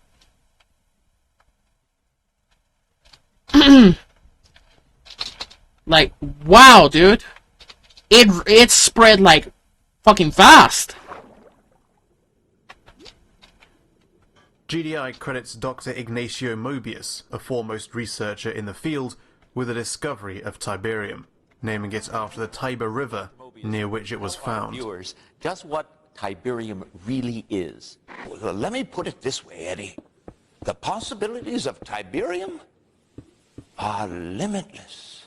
His primary employer was the UN-backed Global Defense Initiative, an international peacekeeping division that grew out of the Allied efforts in the Second World War. The Brotherhood of Nod was allegedly formed as early as 1800 BC. Nod emerged to a more public platform in the years preceding the arrival of Tiberium. It had become a political and religious quasi-terrorist group, on the surface interested in the unification of Third World nations. Tiberium is regarded by Nod with a fanatical degree of reverence, also claiming to have first discovered it, having named it after Tiberius Caesar. Suggestions that the Brotherhood had foreknowledge of the coming of Tiberium are considered by GDI to be unfounded. This is the Pentagon. A full frontal attack with your strongest forces should render their military center of operation. Whoa. Whoa. Headshot. Yes. Power shifts more quickly than some people think. Kane. I am Kane. Charismatic. Enigmatic. The Brotherhood of Nod is led by a man known only as Kane. It is said that he has been with the Brotherhood since the very beginning. His fate seems inexorably tied to Tiberium. Tiberium proliferates more quickly in temperate climes. By the late 1990s, Nod alone controlled almost half of the world's known supply. Oh yeah. Nearly double that of GDI, thanks to their fortuitous ties to equatorial nations. Or at least that's what they claim. The first harvesting methods were developed by Nod. The crystals are collected by harvesters and taken to a refinery, where the precious minerals that form them are extracted via a centrifuge, or later by superheating them to melting point. Excess Tiberium could be stored in silos, Silos needed. though Nod had other, more creative ideas. Quote unquote. Despite the danger the alien substance posed to terrestrial life, it became an extremely valuable resource within the initial years of its propagation. It wasn't until the first Tiberium War between GDI and Nod that the extent of its threat to life on Earth became clear. Spores emitted by Tiberium-infected plants appear to be a source of Tiberium-related illnesses. The world scientific community is focusing its research on this deadly spore. If you come into direct contact with Tiberium, the green matter will start to fuse with your skin within about 20 seconds. You'll feel an intense burning sensation, similar to touching a hot pan or spilling acid on your skin. Ooh. A full-blown infection will manifest if you aren't treated immediately. Eventually your internal organs will shut down as Tiberium extends rigid crystalline runners throughout your body. Oh. If you breathe in the crystal, then it will become embedded in your lungs. Eventually you'll start coughing up blood and will hemorrhage to death. Oh, fuck! No wonder it's that deadly. As the deaths from so-called tea poisoning mounted, some less conventional effects were revealed. Much like contact with flora could result in a blossom tree, extreme exposure of Tiberium to animal life, including humans, could trigger a complete cellular breakdown, turning the victim into what's known as a visceroid. The visceroids, crude, yeah. amorphic mutant mass. I never understood exactly why Tiberium always had this thing of like... I never understood, like... I get that it's an alien... the guy in the video really just said it itself. It's literally just like an entire... like an alien type thing that is not only targeting animals, but also humans on Earth.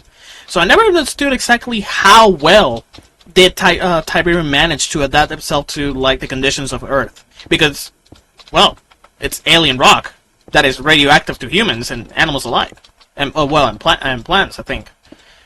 Like, holy shit, Tiberium is a thing not to be messed with.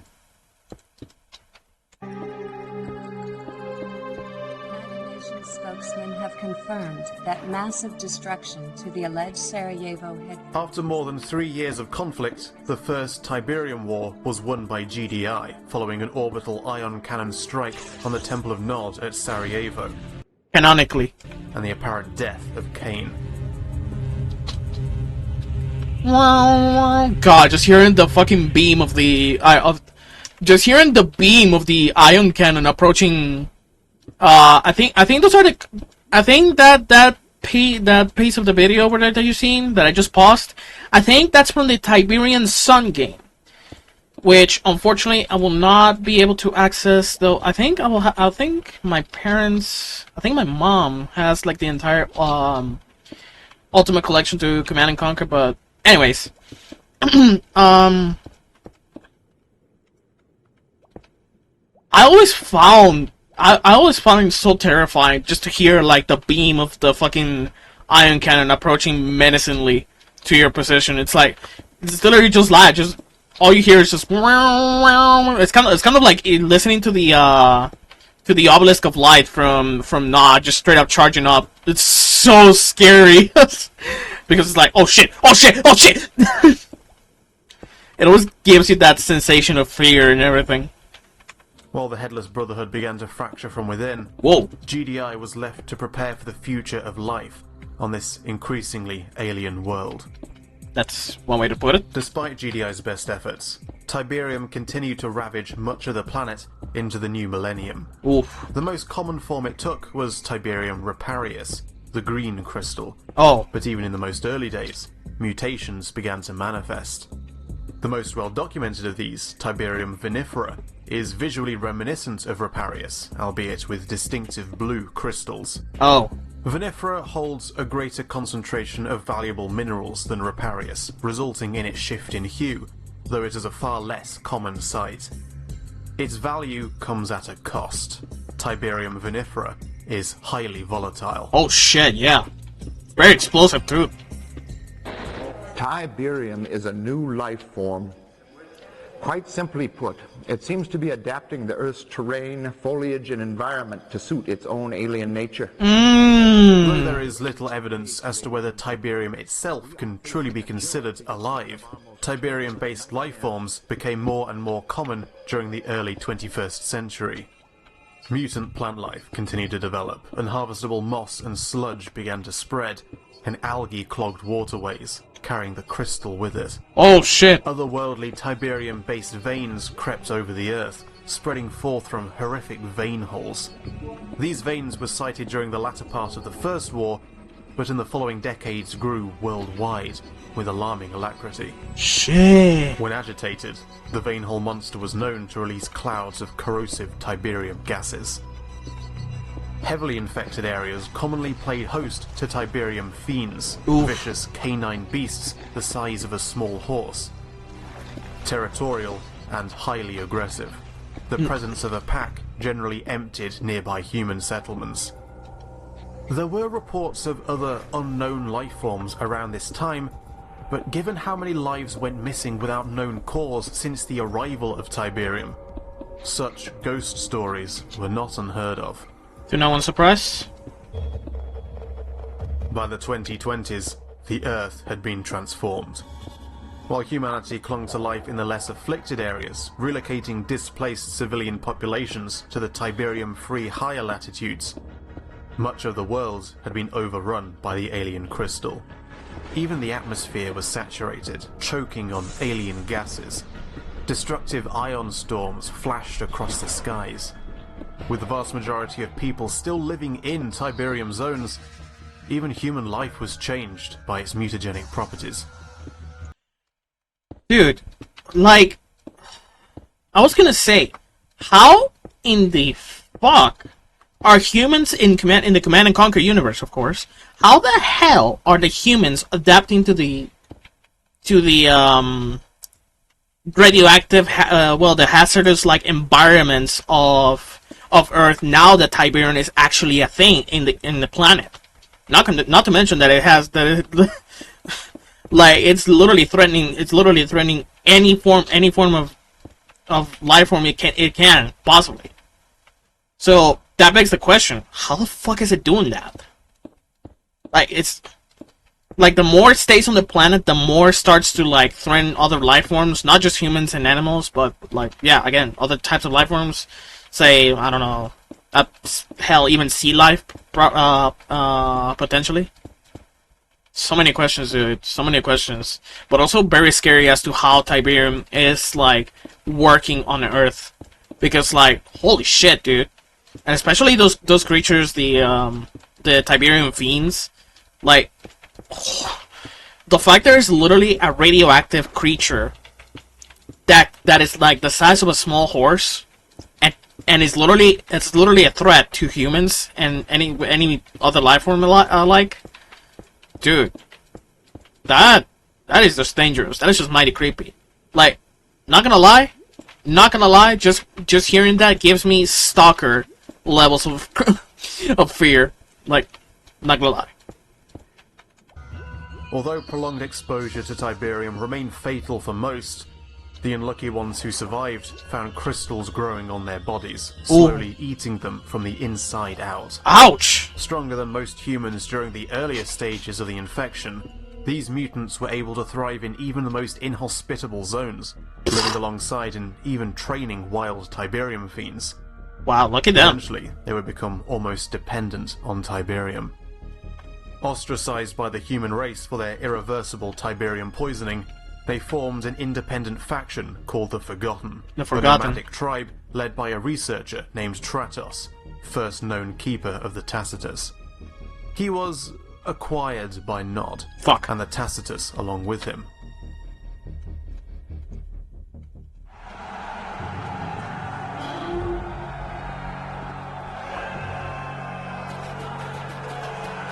In the name of Cain!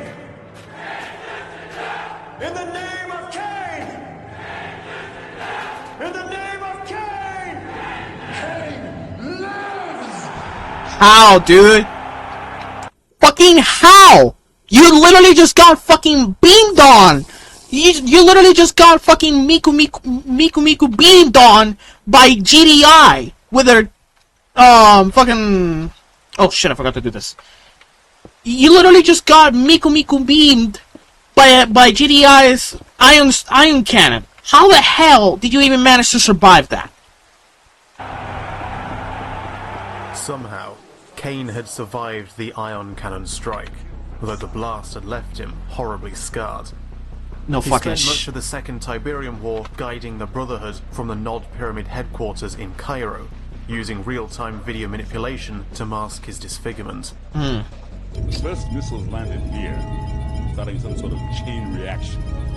The Earth is reformatting at the atomic level into pure toxic Tiberium. No one has ever seen anything like it. The chemical missiles that crippled Europe in 2030 were sourced from Tiberium veins, but they were only a precursor. Nod intended to achieve what they called divination, the next stage of human evolution. That sounds fucked up. Kane's world-altering missile was a warhead of concentrated Tiberium, built to force this evolution by covering the planet completely, making the Earth inhabitable only to Tiberium-based life. At the close of the war, the Nod Pyramid was besieged by GDI, and Kane was killed by Commander McNeil, preventing the firing of the missile, and Kane's true goal. Of course, Kane is not an easy man to kill. Fuck, he isn't. The years following the Firestorm crisis saw an evolution in Tiberium as it adapted to our world, seemingly in response to new GDI containment measures gleaned from the Tacitus. The crystals outgrew the plant-like pods from which they once spawned, and blossom trees withered and died, their purpose of early-stage propagation fulfilled. Tiberium had changed. This new strain, described as a self-replicating proton lattice, turned nearby material into more of itself, producing alpha, beta, gamma, and exotic radiation in the process. No longer restricted to just leaching minerals from the ground, Tiberium could now grow on anything, from anything. Oh shit, yeah! Look at that, fucking, whatchamacallit, there was an obelisk of light there. Fucking hell, Tiberium is crazy scary. Holy shit. the fact that Tiberium has literally evolved to pretty much just like start growing from anything, from everything, just like this guy described it, is just scary. It's mighty fucking scary. Not gonna lie.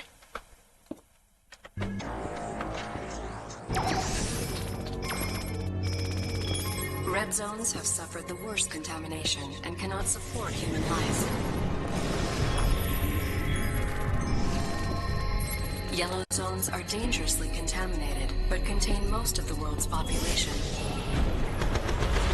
Decades of war and civil unrest have left these regions in a state of social collapse. In other words, yellow zones are fucked up.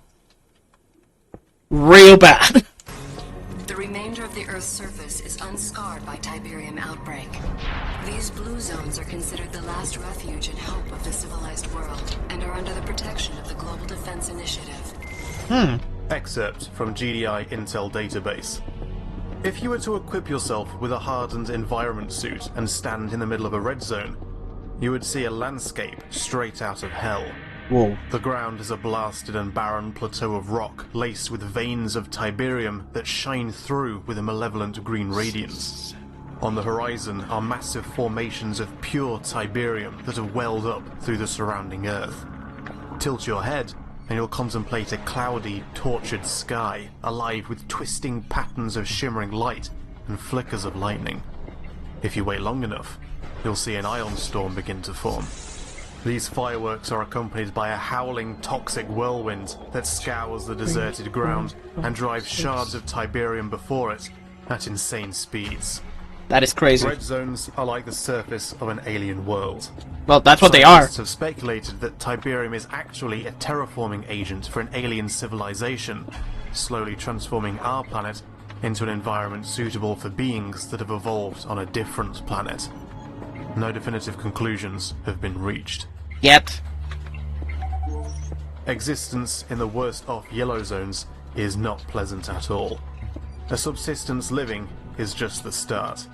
Tiberium contamination is a fact of life, and thousands die every year from inhaling microscopic crystals that are carried in smog, clouds of dust, and other airborne particulates. Tiberium may even fall out of the sky, suspended in raindrops, if the clouds overhead have passed through a red zone during or after an ion storm. Ooh.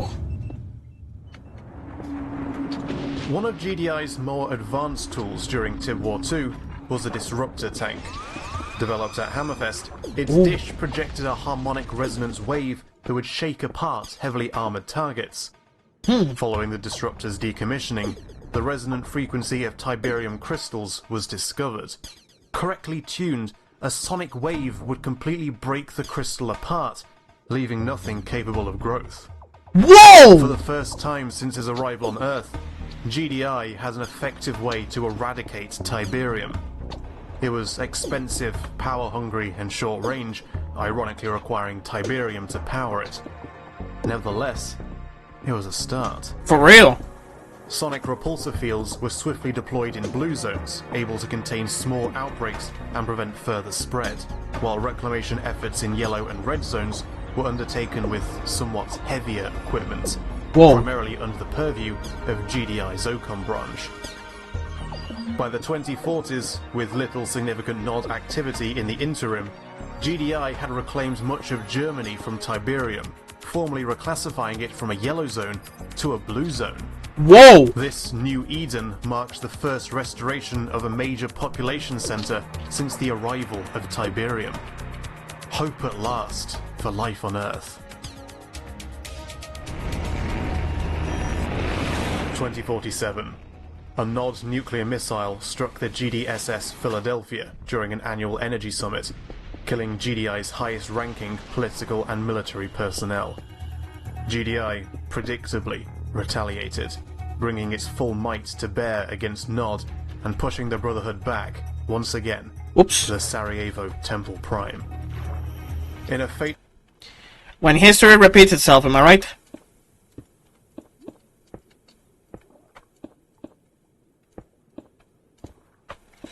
Full repeat of events some 50 years ago. GDI fired the ion cannon upon the Temple of Nod. Are you rolling? Okay. I'm outside Temple Prime, and the news here is terrible. Kane's plan has failed. We can see GDI soldiers stealing our Tiberium weapon, and just hours ago, there was a raid on the temple. We heard shots fired. So far, there has been no sign of Kane. We fear that he may still be trapped inside the temple. I'm getting word right now that GDI is... They're moving an ion cannon into position. Let the Earth be transformed. Let all those who believe in the power of Tiberium be transformed with it. Let the Earth be transformed. Whoa. Exactly as Kane had planned. Whoa, shit!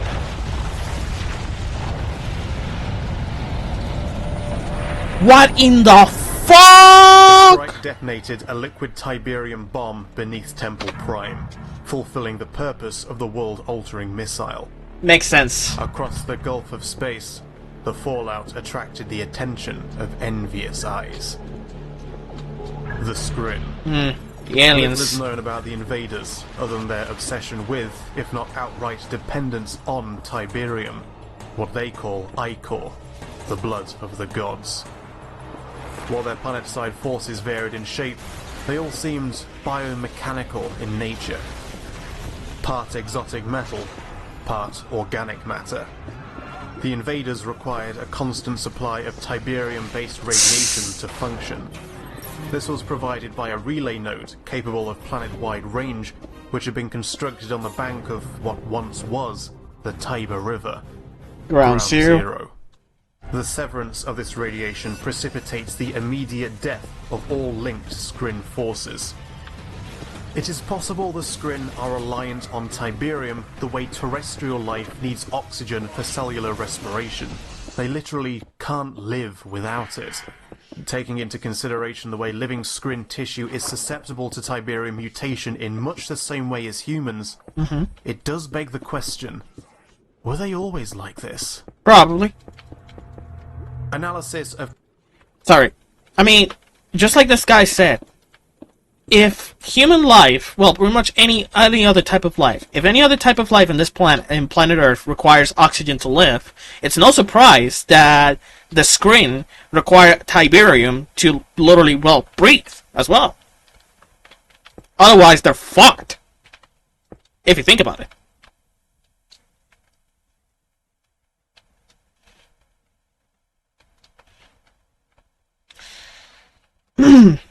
But hey, I'm just a guy who likes the lore of Command and Conquer Tiberium.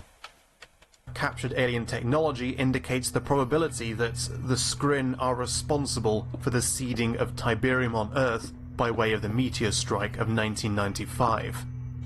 Sorry, I just need to calculate this here real quick. I'll play back the video. 1 second. See. 1, 2, 3, 4, 5, 6, 7. Okay. Sorry. Inops posits that the Skrin seed planets with Tiberium in this manner, then wait as the planet is terraformed. Given the efficacy of blossom trees at spreading crystal spores, it may be that inhabited planets are preferable targets.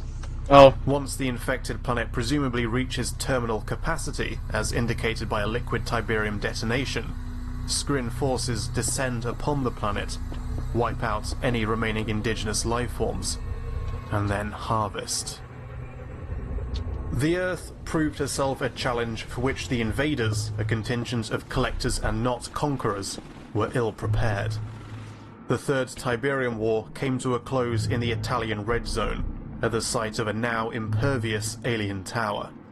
Construction of 19 such towers was started in red zones around the world, but thanks to Nod interference, assembly of Threshold 19 was completed, and the remaining Skrin forces escaped the Earth through it as GDI assaulted the relay node. Along with being an interstellar gateway, a threshold is capable of drawing enormous quantities of Tiberium from the planet's crust for transmission to something they call the Ichor Hub. the damage this process would cause to a planet's surface is unknown. After the retreat of the Skrin, Threshold 19 seemingly went dormant. Of course, gates can be opened from either direction. Any direction, if you think about it. Since the arrival of Tiberium 57 years ago, humanity has fought for its very right to existence on this planet. Nod has once again slunk back to the shadows, and Kane is missing, presumed at large.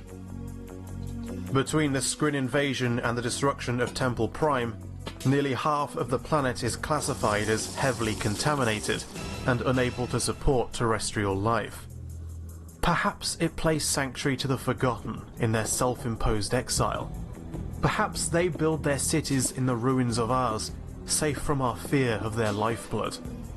We will meet again one day as we work to reclaim the planet, an effort to which GDI hopes the Forgotten will be understanding.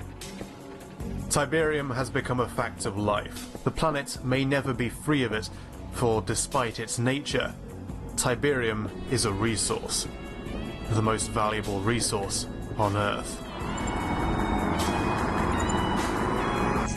My name is Stefan. Thank you so much for watching. It's really crazy. Leader, a charismatic man we know only as Kane, has not been seen in years and is rumored to be dead, killed during the final days of the Second Tiberium War.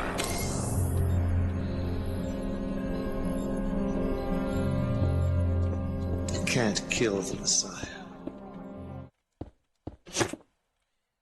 Dude, like, wow!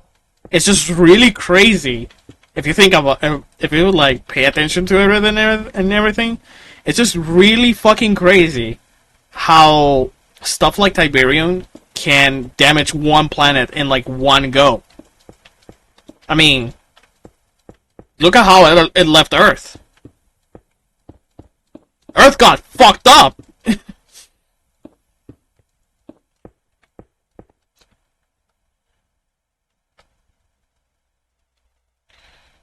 Like, holy shit, dude. Tiberium is fucking scary.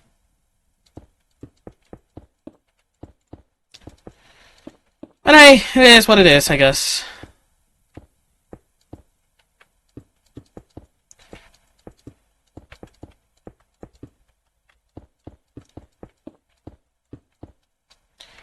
Alright. Let me see, what other playlist?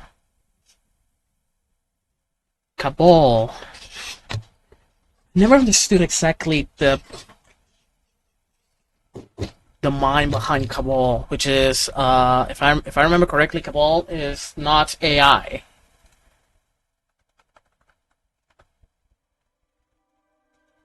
What manner of friends could a megalomaniac keep? Alone he is but one man, but by convincing others to believe in him, to follow, to place faith in his words, he could raise an army, a brotherhood, and stake a very legitimate bid for the planet. But with this method, trust becomes a very limited resource. His promise of power attracted certain types of people into the fold, and if even for a second he appears as aught but the undying prophet he claims, his followers would begin to question. As the Brotherhood of Nod grew in strength over its long history, so too did Kane's greatest weakness, the threat of betrayal. Nod's research into the mutagenic properties of Tiberium began in earnest at least as early as the First Tiberium War. Project Regenesis was headed by the Black Hand of Nod, seeking to use Tiberium to force the next divine stage of human evolution. Black Hand? Wow. Insufficient. Project Regenesis was shut down when a GDI commando stormed the Cairo Temple of Nod, a facility whose research was overseen by the earliest known prototype of Cabal. Reviewing Havoc's BWV footage of the raid reveals an AI broadcasting over the intercom. Computer-assisted, biologically augmented life form damaged. All intruders, please report to the detention center. seemingly a simpler intelligence along the lines of GDI's EVA unit, and severely damaged by an ion cannon strike. Not yet knowing what Cabal would become, these delirious rumblings were considered inconsequent. Utilizing long-lost Soviet technology, these projects would bear more potent fruit by the dawn of the Second Tiberium War. Mutated by Tiberium, enhanced with cybernetics, the cyborg infantry were the result of Nod's divination experiments, spearheaded by the formidable cyborg Commando and the later development of the sinister cyborg Reaper. The augmentations made up for the flaws of Project Regenesis, and the cyborg's mutated flesh would repair in direct Tiberium exposure. The divination procedure allowed Nod to manufacture capable and obedient weapons from captive civilians and mutants, and according to some heretics, even the dead, bolstering an underground army that was able to challenge GDI at the very height of their power. With the proof of concept seeing field use, the Mark of Cain began mass production. Thus, the Prophet concluded he would require an army devoid of free will, of love, hate, fear and regret, of both conscience and consciousness, a legion that would willingly and unquestioningly obey his every command. It was in studying the melding of flesh and machine that the Cabal the world would come to know was fully realized. Cabal, analyze Hammerfest integrity. The systems are impenetrable. There are no weak points. The technology is without flaw. The human element, as always, is riddled with imperfection. Computer-assisted, biologically augmented life form. Cabal initially played the role of advisor and battle control interface to Nod's commanders, replacing the repurposed EVA units of the First War. Efficient and callous, it was the perfect Nod asset. The probability of a favorable outcome can be increased if we can engage the enemy as we move. Define favorable outcome, Cabal. They all die. Whoa. That'll do. Unlike GDI's assistant, however, this Cabal, yeah. So as we make more progress, we will find better chances of success. Define success. Yes, they all die. They all perish. Works for us.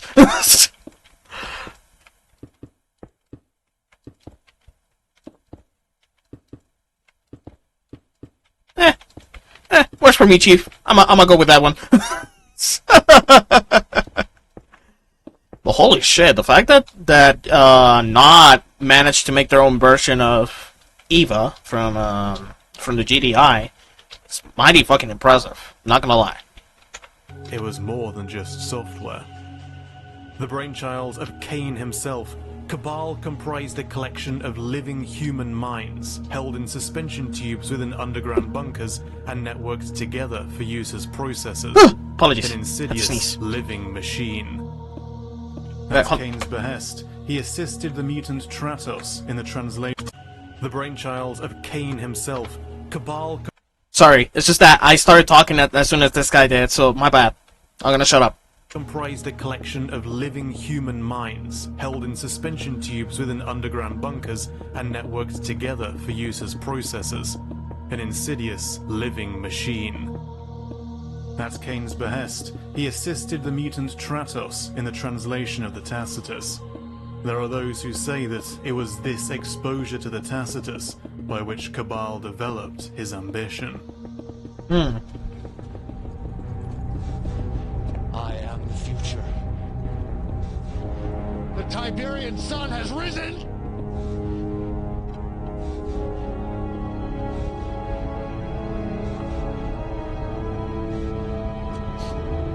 Not in my world!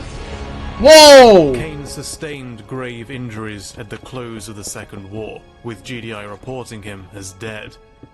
Cain, however, is not an easy man to kill, and his body was moved to a suspension tube to recover.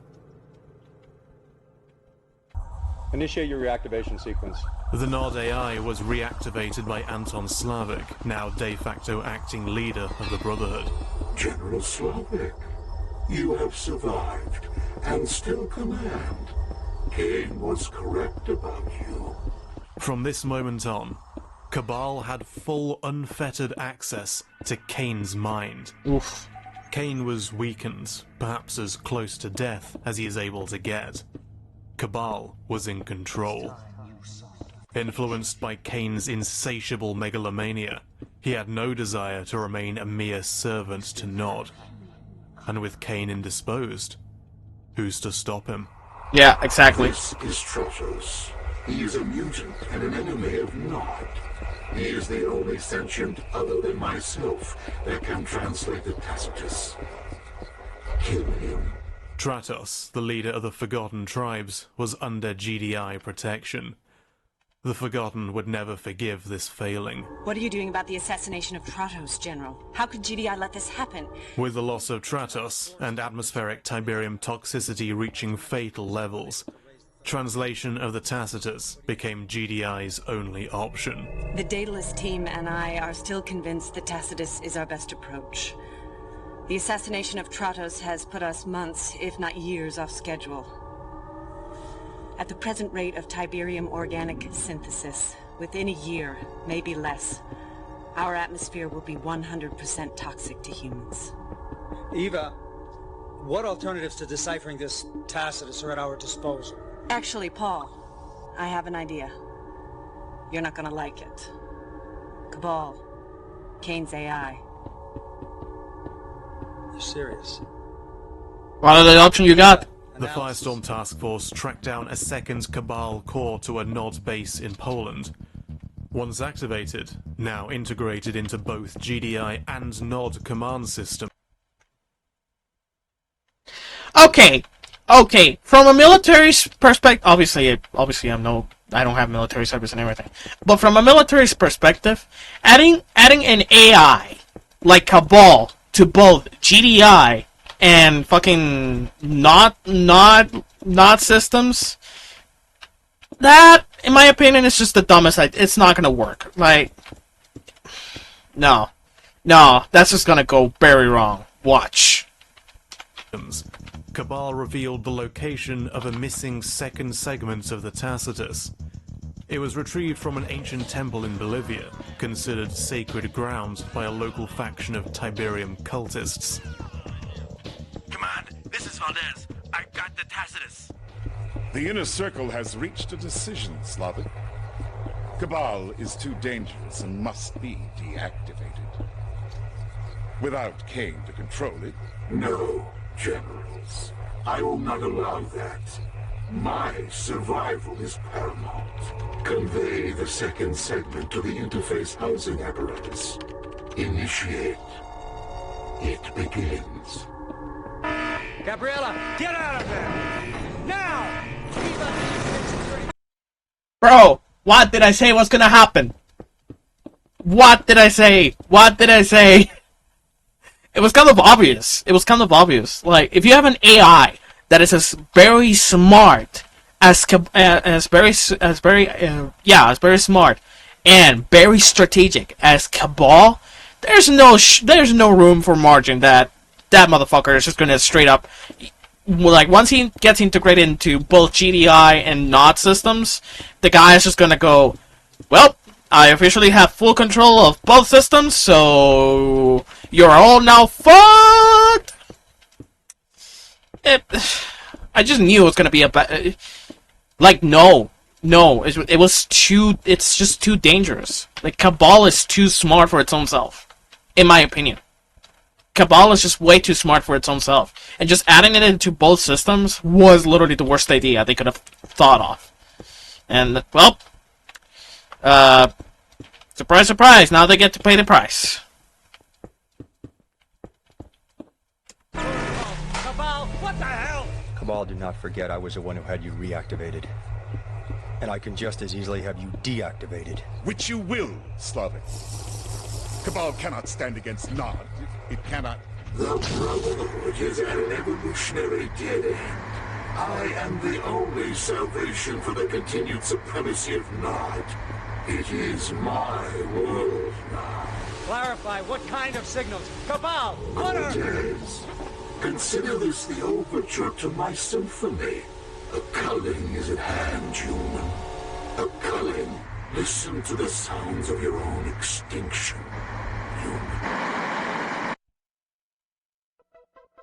Nod's cyborg army was built for their unquestioning loyalty, but it was Cabal who directed the commands.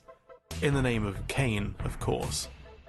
In one move, he stole the Tacitus from GDI and decapitated Nod by killing Kane's inner circle, with only Slavik surviving. And so began the meat grinder. Having declared war on the two world powers, he began construction of a great metal army, converting living human flesh into legions of cyborgs. GDI, Nod, mutant, civilian. Cabal wasn't picky. In humanity's darkest hour, GDI and Nod were forced into an alliance to put down the rogue AI. The only other time the two factions would work together would be during the Skrin invasion of Earth. Which we just discovered. Core was protected by the modified Cabal Obelisk and the Obelisk of Darkness, and by Cabal's final assembly, the Core Defender. The combined forces, an unexpected development, were able to destroy the core and defeat the construct, with GDI reclaiming the Tacitus. The two segments have somehow merged. Keep in mind, we're dealing with complete unknowns regarding the Tacitus. I don't know... My God. Doctor, what's happened? We found the Rosetta Stone. No idea what that is. Cabal's mind was damaged, but it was still networked with Kane, and Kane survived.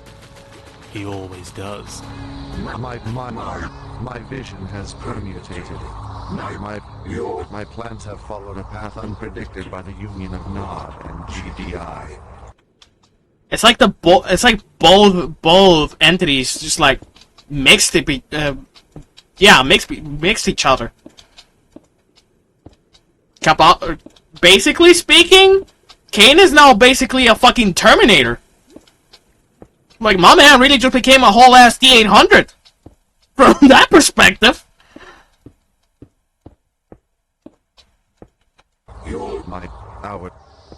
Our directives must be reassessed. Boy, I got something you can reassess right fucking here. For a time, their identities melded into one, but Kane eventually won out. Cabal was dead, but within Kane, a spark persisted. Always us. They have abandoned us, my child.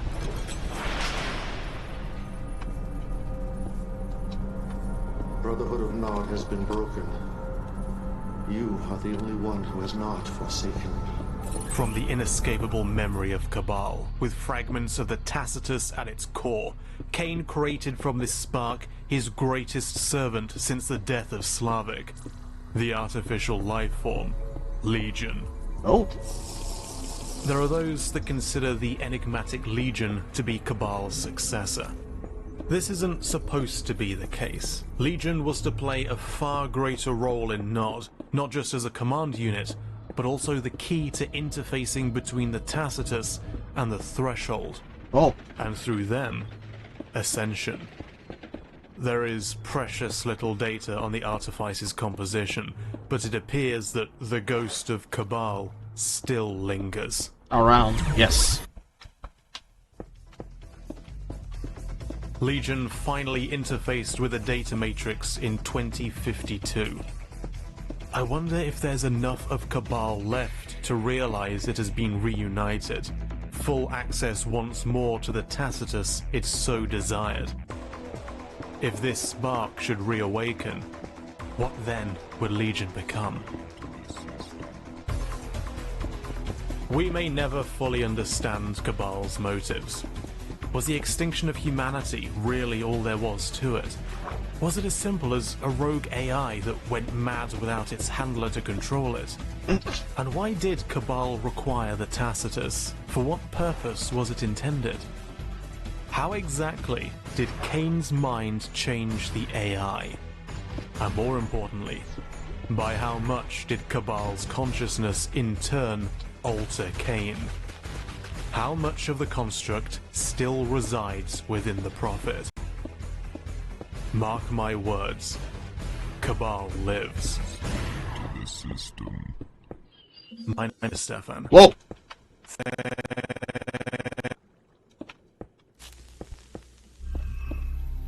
There are many timelines, whole worlds on wildly divergent paths, separated by the choices made within. Albert Einstein is the earliest known individual to have jumped between lines. Now we're shifting to the Red Alert universe. Interesting. His legacy, time travel, branching realities created through the use of time machines. All these time-stream crossing events can be traced back to the work of this man. Fine with death. That is, all but one. Copper LeGray, heir to the throne of Gladstone. Using portals created by the Shining Path, a dimensional mirror fragmented as Adrarachal left the mortal world, he and his familiar traveled from the lands to realms beyond. Whoa, shit. Shit went nuclear down there, bro.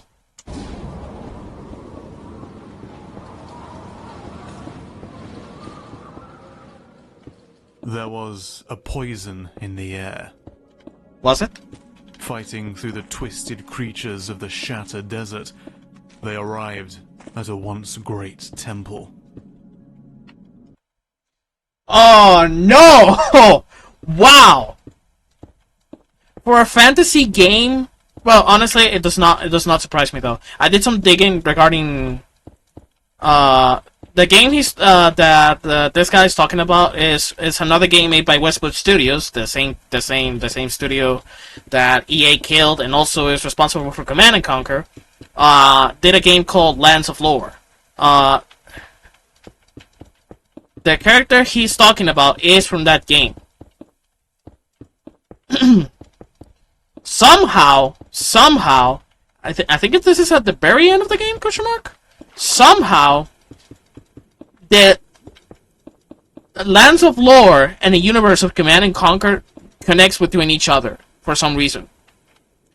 We'll see here why. A wizard resides in the walls, they were told. But somewhere within the temple was the artifact they sought. A shard of the Shining Path. They had no choice. All defensive systems activated. Prepare for internal purge. That's bad. Come and face me. I can see past your wizard's tricks. I must find the shard. Shard?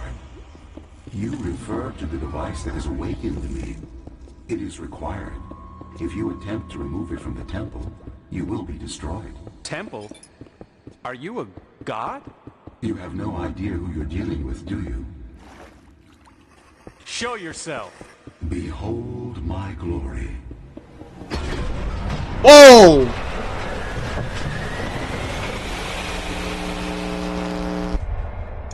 That's mighty fucking loud.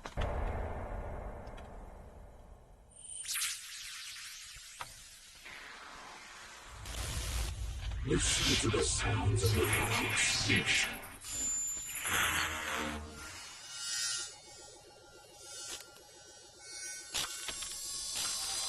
What the fuck is going on? You were rid of me, didn't you? What is going on with Tiberium? Red Alert. Generals. Dune. Lands of Lore. My name is Stefan. Thank you so much for watching. Cabal is no more, though his memory lives on.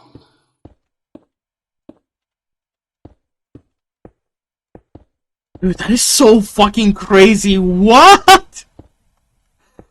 Oh my god. Cabal is a force not to be messed with. Okay, how the fuck did I just pull this off now? How the hell did I just pull this corner off now? Hello? Come on. Okay, to know out Borealis.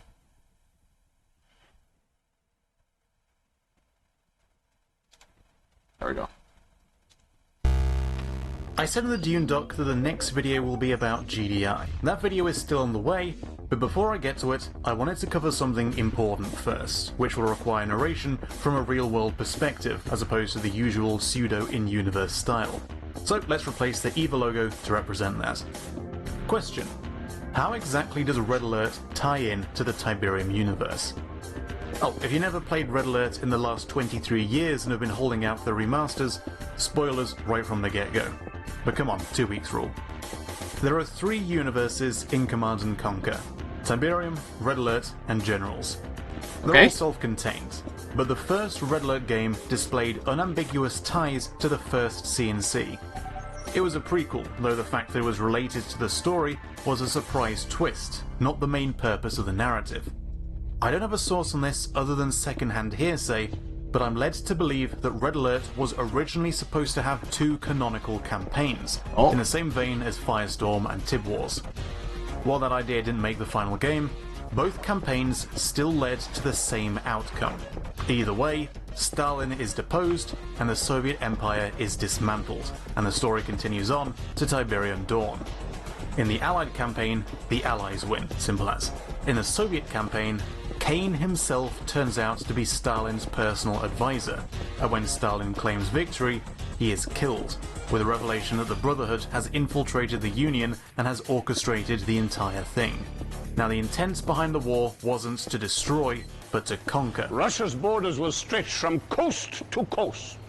For a united Russia is our destiny. Europe will have taken a beating in the event of either victory, but it would be irreparable, especially if the Soviet Union were to collapse soon after. So, both campaigns by design can lead to Tib Dawn, with Soviet victory having only been brief. Counter-Strike and the Aftermath have extra missions set during the war, but best I can tell, the Giant Ants mini-campaign It Came From Red Alert was set following Allied victory. Here, the Allies are coloured gold and have access to some Soviet tech like the Mammoth tank. This looks a bit familiar, doesn't it? Maybe the Giant Ants are canon, and maybe they're not. I don't put a huge amount of stock into it, same with Funpark. But it is implying a link between the Allies and GDI, which I'll go more into next time. Now, if events in one campaign's timeline do not contradict the other campaign's timeline, then I think it's reasonable to assume that said events probably happened in both. Whether this mini-campaign happened or not, I think it's reasonable to conclude that following Soviet victory and subsequent dissolution, the Allied nations, or whatever's left of them, most likely appropriated Soviet tech. Then we get to Tib Sun, starting the trend of each sequel following on from the previous game's Good Guys ending. Same goes for Red Alert 2, which unambiguously follows on from the Allied victory in Red Alert 1. This, to me, is a soft retcon. Previously, we had 2 campaigns which both had different events, but which led to the same conclusion. One of these campaigns is now redirected to lead into Red Alert 2, leaving just the Soviet campaign leading to Tib Dawn. Does this cause any problems with the story? Well, the Allied campaign only includes very oblique references. Well, a reference. Increasing global Allied support. This proposal calls for the formation of a global defense agency to be temporarily established in an as-yet unnamed European capital. This could easily be written off in a Red Alert timeline as, well, the agency was never formed, or it was dissolved without nods to fight, or we never see it, or any number of handwaves. The Giant Ants mini-campaign is dubiously canon, as we've said, and crucially, Kane never appears in the Allied campaign. In the Red Alert universe, there is no Kane, there is no Nod nor Tiberium on Earth. For more on this, check out the Red Alert chronology doc, there's a load more detail on this topic there, and I'll be referencing some concepts it explains. Nadia gets a mention in the Allied campaign, but she could just be a regular Soviet here and not a Nod agent. No Kane, no Nod. Okay. There is this man though, who I have a feeling may have been played by Joe Kukan going by the suit, but it's far too blurry to be conclusive, and even if Joe played this character, doesn't necessarily mean it's Kane. Also, since when does Kane wear a hat? Remember, the Allied campaign is canon to Red Alert 2, and there is no Kane in that universe. Okay. The Soviet campaign, on the other hand, unquestionably features Kane and Nod. This temporary chaos in Europe will only help to fuel the Brotherhood's cause. The way I see it, if Kane exists, his meddling gives the Soviets the upper hand, and they win. If Kane doesn't exist, the Allies win. For more on Schrodinger's Kane, again, here you go. When the first Decade collection was released, it included references to the 3 separate universes, which fans naturally took as a retcon of the Tib universe events in Red Alert 1. This is especially notable since no game since Red Alert 1 has ever referenced events outside of its own universe, with the exception of things that can just be passed off as Easter eggs. Oh. That is, until CNC 3. Tib Wars had a bunch of extra lore material inside and out of the game, including Kane's criminal dossier. Oh. Quote, "It is interesting to note that classified CIA intel files reveal the presence of a man closely resembling Kane, blank. Obviously, this would make Kane's present-day age near 125, and therefore, the connection is impossible. Okay. Unless, of course, there were any truth to the notion of the man being immortal. We do know that Kane is at the very least extremely long-lived, so despite the author's doubts, this is entirely possible. Joe Kukan was born in 1965, which would have made him around 32 during the filming of Red Alert 1. Oh, okay. This in-universe dossier was written in 2030. 125 minus 32 is 93. Take that off 2030, and we have 1937, circa the year to which the dossier is referring. We don't know exactly when the alternate Second World War of Red Alert 1 took place. To my knowledge, the only dates ever mentioned in that game are in the original timeline, when the original Einstein goes back in time. But this is not the Einstein that appears in the campaigns. The war does not necessarily start in 1946. My best guess is somewhere in the 40s or 50s, perhaps 1943 if the old Red Alert website is to be believed, though the dates in some of its pages are all over the place, suggesting the GPS in Red Alert is impossibly anachronous, and the site may have been based on the original concept of setting Red Alert 1 in 1970, even though Red Alert 2 is set in 1972 and Einstein and Stalin were dead by then. We could do a whole video on that topic. Yeah! However, Stalin had been General Secretary of the Soviet Union since 1922. Okay. So that kind of adds up. This says to me that the dossier is referring to Kane acting as advisor to Stalin shortly before the war. Now, this is a rather tenuous link, but it's placed right at the end of the dossier and seems oddly specific, that I think it's trying to reference Red Alert without being ham-fisted and obvious. If so, then the Tiberium universe considers Red Alert 1 canon, and is specifically referring to events seen in the Soviet campaign that cannot have happened in the Allied campaign or wider Red Alert universe, namely Kane's meddling. Anyway, that's what I wanted to cover. The Allied campaign leads to the Red Alert universe, and the Soviet campaign leads to the Tiberium universe. You don't have to accept this if you don't want to. The ambiguity of some parts of the CNC lore is actually a strength, particularly surrounding Kane, but this is the approach I favour, and which I will be using in future lore videos. That's actually... This video took far too long to make, sorry about the wait. The next lore video is still scheduled to be on GDI, but next time we'll be going in-depth with the remasters. My name is Stefan, thank you so much for watching.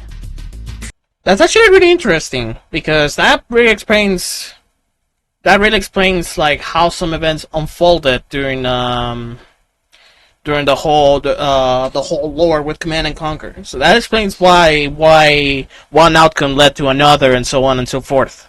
So that's really interesting. That's really interesting. I can kind of see the connection, though. I kind of suspected though, because there have been lots of hints where throughout the CNC games, so it was kind of like oblivious.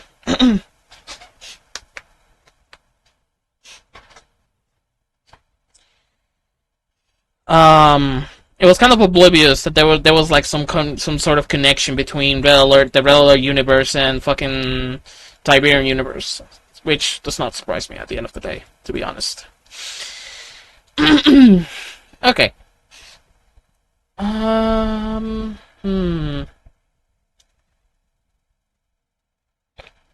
Apologies.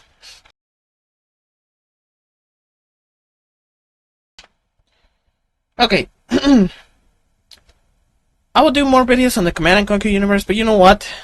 You know what?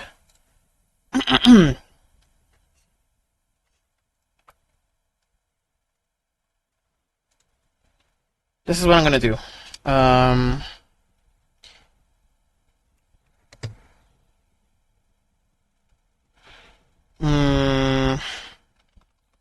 I'm not sure if I'm allowed to play even videos of Martin St. Depends, so we're gonna see.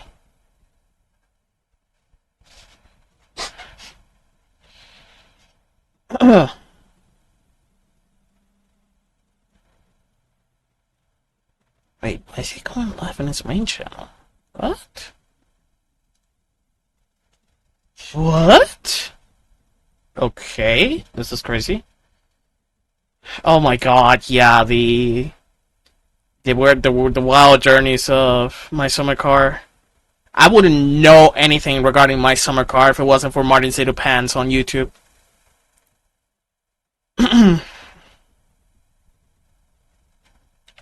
To give you some context, I think it's better if we start with this video here.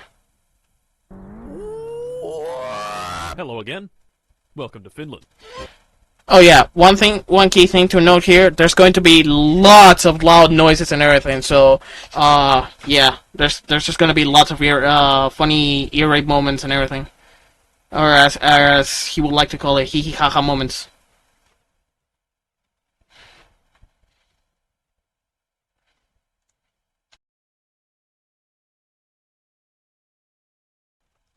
Anyways,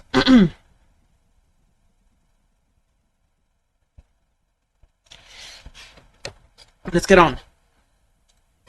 Finland, one of the countries of all time. Cars, sausages, beer, 0.07% of people, 11% of all saunas, lakes, driving a tractor while heavily under the influence. What is this word? Molotov cocktail. Why is the snow speaking Finnish? And the sport of rally car racing. Today is the day we immerse ourselves in this alien world of rally car racing. We're going to build this good car, tune it, upgrade it, scull 12 beers and drive it into oncoming traffic, take it to the local rally race, and with some luck, win. This journey was very hard, and made significantly more difficult, because if I die in the game... Oh no. That's it. I die in real life too. So, let us begin. We began on the start screen. I named myself Helsinki Fata, chose this beautiful photo for my mugshot, and began. The year is 1976. A boy is born. Me, Helsinki Fata. Fast forward 19 years, and it's 1995. Our boy is living in a nondescript lake house at the lake of Fuck. Upon waking up, we had a near unlimited number of possibilities. So, of course, we inhaled 8 beers, watched the incredible Finnish film Topless Gun, and pissed all over the hot rocks in the sauna. Oh no. In the garage was our project rally car, or at least all of its bits. This right here is the car's chassis, and inside the garage was everything else. Panels, doors, engine block, pistons, crankshaft, fuel tank, clutch, gearbox, struts, wishbones, brakes, shock absorber, cylinder head, T-34 85M main battle tank. Oh wait, that's not in the garage, That's another thing that I want to showcase. This guy has a way. This guy has its own way of showcasing sponsors. Yeah, I know. The sponsor part is boring. But trust me, this guy, he has a way of making sponsors go fast. It's so hilarious. It's like a montage. Just watch for yourself. To today's sponsor, World of Tanks. Gentlemen, it is time. The metamorphosis has already begun. I am the World of Tanks, the greatest tank. Transform it into a fucking T-72, bro. Free-to-play video game ever created with over 100 million players around the world. Can you guess what this game is about? Tanks. Over 600 million tanks. Destroyers, artillery, small, medium, and... Changus. I am going to assault the French. Oh wait, maybe. The Germans. Actually, no. I'm going to assault the British. I will fight them on the beaches, I will fight them in the fields, and I will fight them across the 40 battle arenas spread all over the world. Do you know how many that is? I have no idea. I lost my frontal lobe in an industrial tank accident. You would not believe me how historically accurate they made this game. Believe me. I was there. Earn experience, modify, and upgrade your tank. Finnish comrade, join me in glorious battle against the Soviet menace and defend our beautiful homeland. Download World of Tanks for free with the link in the description. Use code TANKMANIA to get 7 days of premium for free. 250,000 credits, premium tank Excelsior, 3 rental tanks, Tiger 131, Cromwell, and T-3485M. Do it now, or the Finns will be defeated. Also, they released some merch, so go check that out. Right, yeah. The crankshaft, fuel tank, clutch, gearbox, struts, wishbones, brakes, shock absorber, cylinder head, head gasket, rock shaft, camshaft, you get the idea. Helping me build this car was nothing. I was going to try to build it without using any guides. Was this a good idea? No. No. Yep. All these parts fit together in a specific, sometimes very irritating way. Just go in. Just go in. Fuck! Not to mention, each part has bolts, and the devs, thinking that screwing in hundreds of bolts would be far too easy, elected to make every single one have a size. Wait, you can't bolt this part in with the spanner? Sorry, fucko, that's the wrong spanner. Try again, sweaty. If I was going to build this car, it was going to take a long time. So, naturally, I got bored, went to bed, was woken in the middle of the night by the phone ringing, and I couldn't see shit. Oh no. To make matters even worse was the most annoying character in the entire game. Oh no. Bug. To get rid of Bug, I need to take a trip into town and get some mosquito spray, among some other very important items. Like beer. And sausages. I had 2 vehicles to choose from. This motorbike, which can only carry one thing at a time, or the tractor, which is really slow. 20 minutes later, I arrived in the bustling metropolis of I bought my groceries and then drove the tractor for another 20 minutes back home. Building the car was going to take a long time, so while I struggle to figure out what the hell the distributor is and why I would need it for my car, why don't we talk about engines? An engine's job is simple. Convert the chemical energy of gasoline into kinetic energy in the car. First off, we start with suck. The fuck? Squeeze. Oh my god. Bang. No. And blow. The 4 steps of a 4-stroke engine. The engine sucks in a mixture of fuel and air, squeezes it really tight, ignites it with a spark plug, and blows out the exhaust.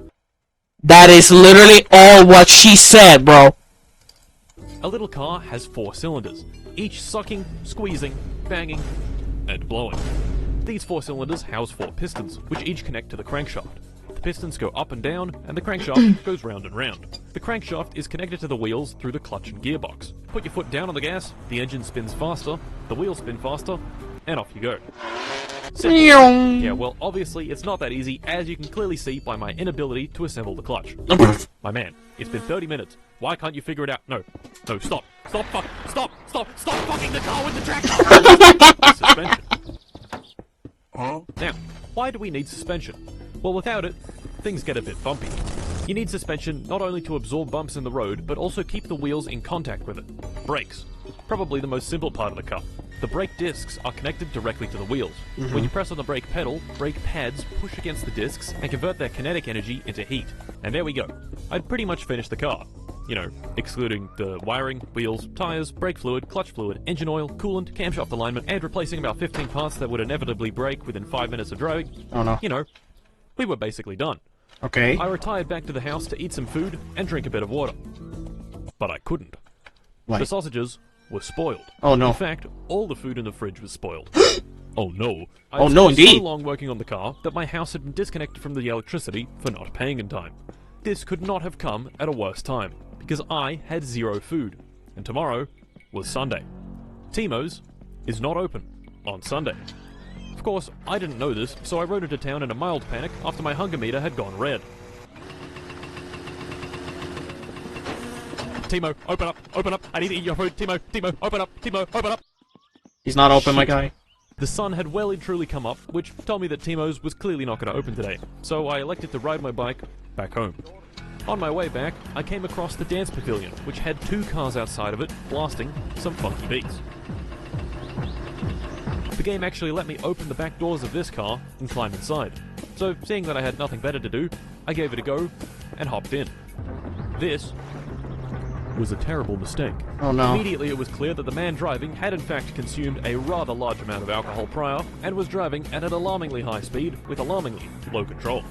I then made an even worse decision and swore at the driver. This put him into a frenzied rage, and he immediately stomped the gas, drove straight into a tree, and died.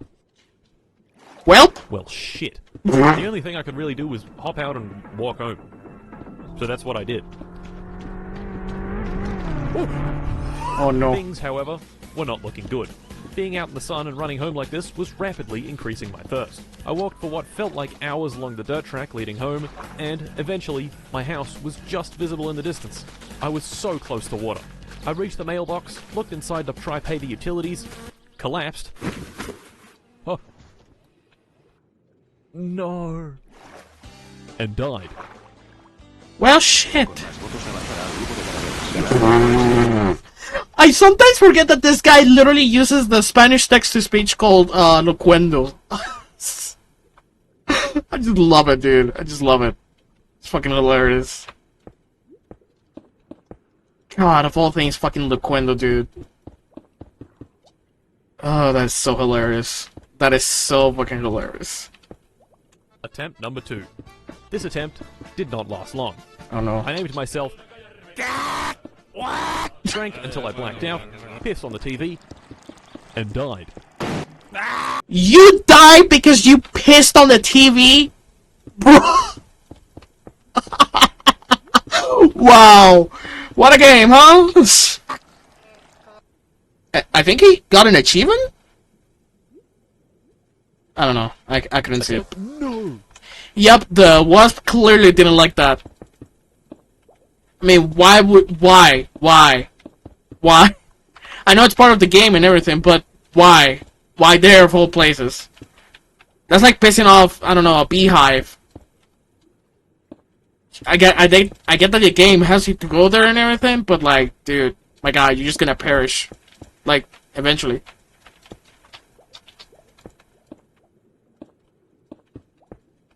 Attempt 4. I did all the same stuff as the late Glorbo Florbo, yet again, died to the wasps. This motherfucker really just named his character Glorbo Florbo. Like a complete idiot. Nope. Oh my god.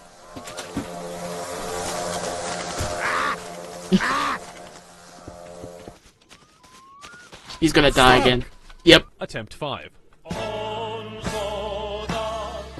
This time, I saw the wasp nest and managed to sneak past it without getting stung. Using the guide and some of the knowledge I had accumulated over the past 12 hours, I was able to build up the car fairly quickly. And before I knew it, the engine was in, the suspension was suspended, the pedals were attached, and wiring wired. Did the car work? Nope. No. But it did in fact look like a car. All this work had been quite exhausting, so I loaded up this little boat with some supplies and took a nice relaxing trip to the island in the center of the lake. I was here for the fish trap, but also to just chill for a while and eat some sausages. That is, if I didn't burn every single one. Shit. Leaving the island, I made sure to ransack it for everything it had. This camera, lantern, coffee stuff, bucket, fish trap, and fireworks. Arriving back home, I needed to go buy yet more stuff from town, and I still only had the tractor to work with. Hopefully, this would be the last time I'd have to make this long, laborious trip. Nope. Back home, I put the final touches on the car, wired the last things, filled up the fluids, pissed in the radiator for enhanced cooling, and what do you know? Pissed in the radiator for enhanced cooling, like bro. It was ready to be started. I put the key in the ignition, gave it a turn, and... Uh-oh. That didn't sound good. Mm-mm. This little crunch sound had completely drained the battery, so while it was charging, I went inside to watch some TV. Soon. Attempt 2 at starting the car. And against all odds, it actually worked.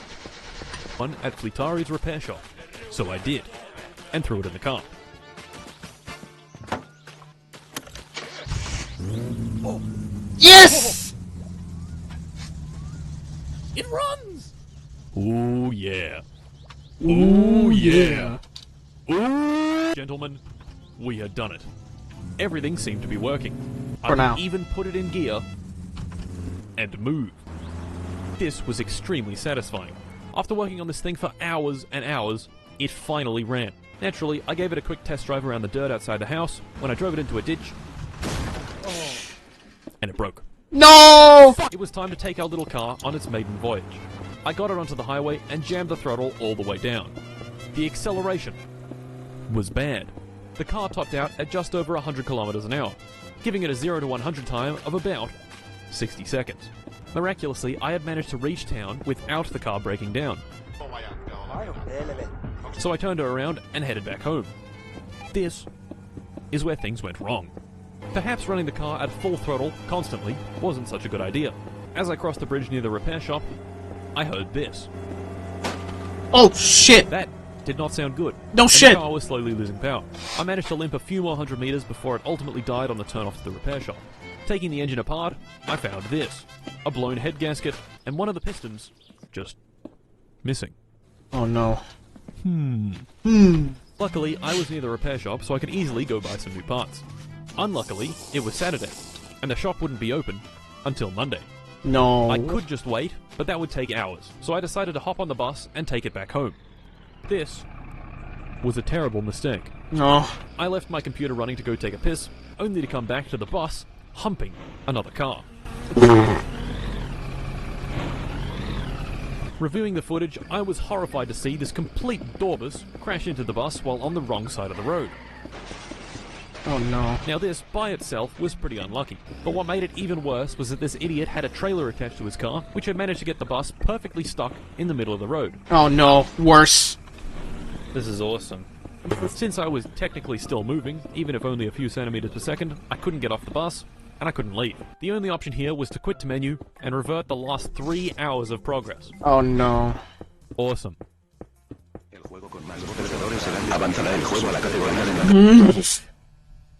Fuck! This put us back to when the rocker shaft was broken, so once again I hopped on the bike to go get a new one. It being Wednesday, I knew that the only other person on the road leading into the repair shop was the guy in the green car. But for some reason, the road to my house was taped off, which would indicate the rally was taking place. Further up the road, my suspicions were confirmed when a rally car travelling at approximately 2% the speed of light shot past, barely missing me. Whoa. I don't know why the rally was on, it only happens on the weekend, and it was clearly Wednesday, but whatever. Now, if I had any sense, I would have gotten off the road, seeing as it was clearly pretty hazardous. But I was tired and frustrated at what had happened on the bus. So I hopped back on the road on my bike, and 5 minutes later, got completely obliterated. Oh no. Rip! Rip the homie! Rip the homie!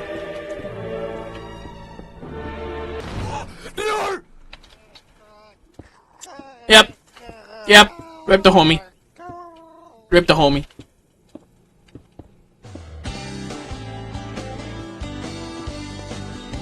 That radio silence just pretty much says anything, dog.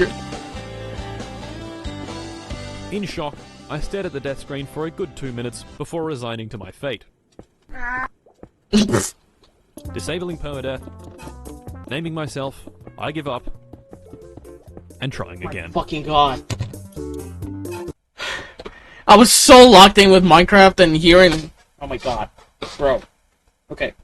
As I was saying, I was so locked in... fuck this. I was so locked in to watch and to hearing the video and Minecraft that I did not pay attention, and all I see to my side, to the corner of my eye, is just one of the bottles that I brought from going yesterday to trip with my sister. And like, it's just jump scared the shit out of me. Like, I did not pay attention, I was too locked in.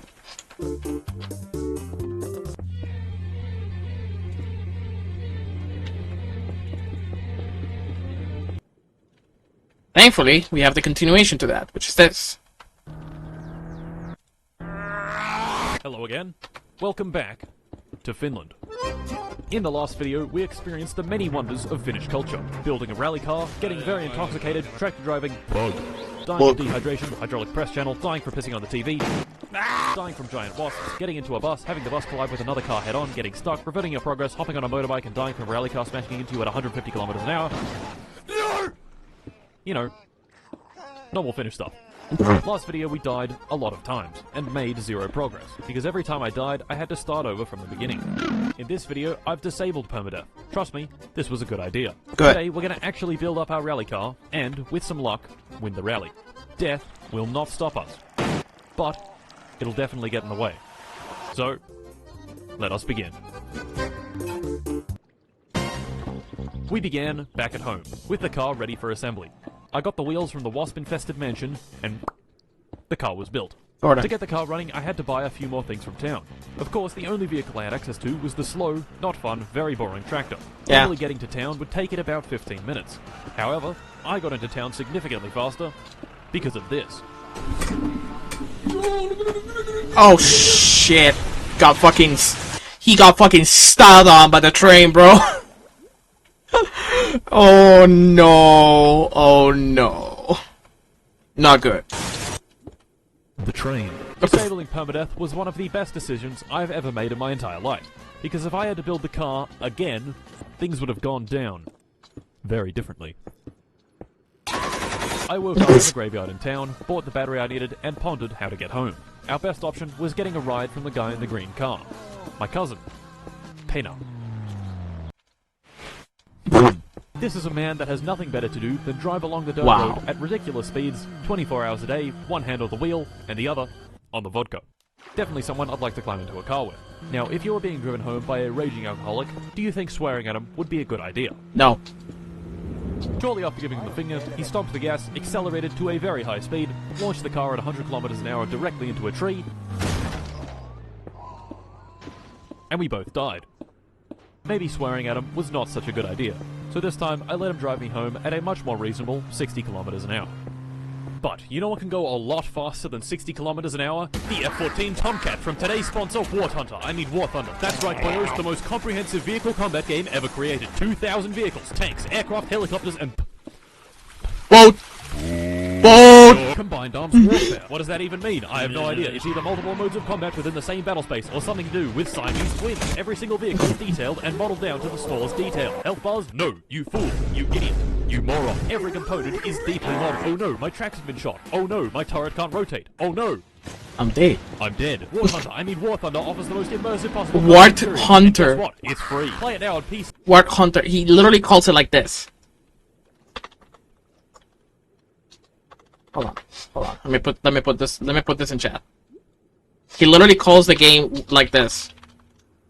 War Hunter. Not War Thunder, no. War Hunter.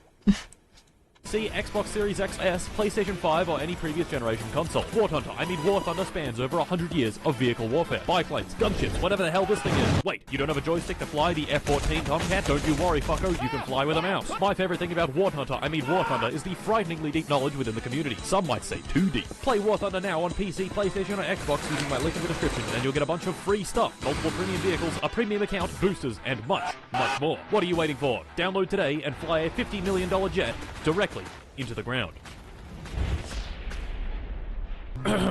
Anyway, we were not in fact in an F-14 Tomcat, but in Penna's green car.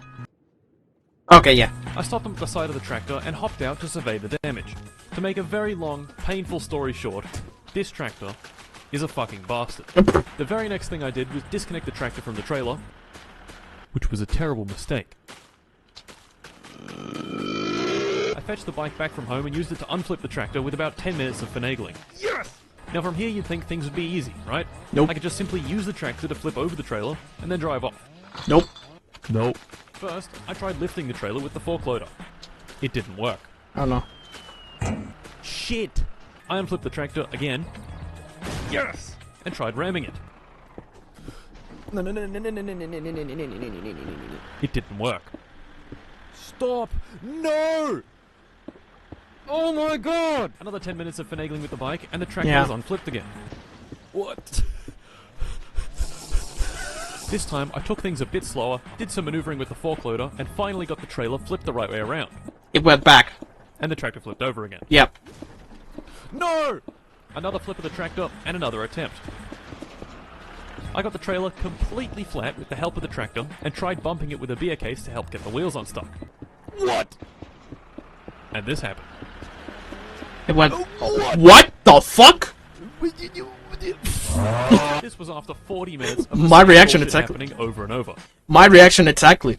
I'd get the trailer flat to the ground, it would spring itself back into position, and I'd be back at square one. I couldn't take it. It was time to cheat. I went back home, saved the game, installed the Grab Anything mod, and went back to the scene of the crime. It turns out this was actually a great idea. When I picked up the trailer, it behaved normally. But when I let it go, it did this. What the fuck? When I disconnected the trailer at the very beginning, it locked it into that orientation at that position, so when I tried to move it, it would force itself back. Oh no! That explains it. That explains it. Shit. The only way to unlock it would be to attach it to the tractor, which was not possible with the trailer on its side. So to fix it, I grabbed the trailer, oriented it the right way round, and stuck it to the tractor. Oh my god. It worked. Back home, it was time to continue building the Satsuma, which I'd managed to get running only for one of its pistons to commit die and fire itself out of the engine. Whoa. I replaced the piston and head gasket, fired up the car again, and took her for another test drive. Oh no! Oh dear! Ah! Well, shit. The fucking Half-Life scientist fucking screams and shit, bro. I love him. Turns out the piston firing itself out of the engine also destroyed the oil pan. Oh. And the engine had no oil in it. No oil is bad. Oil.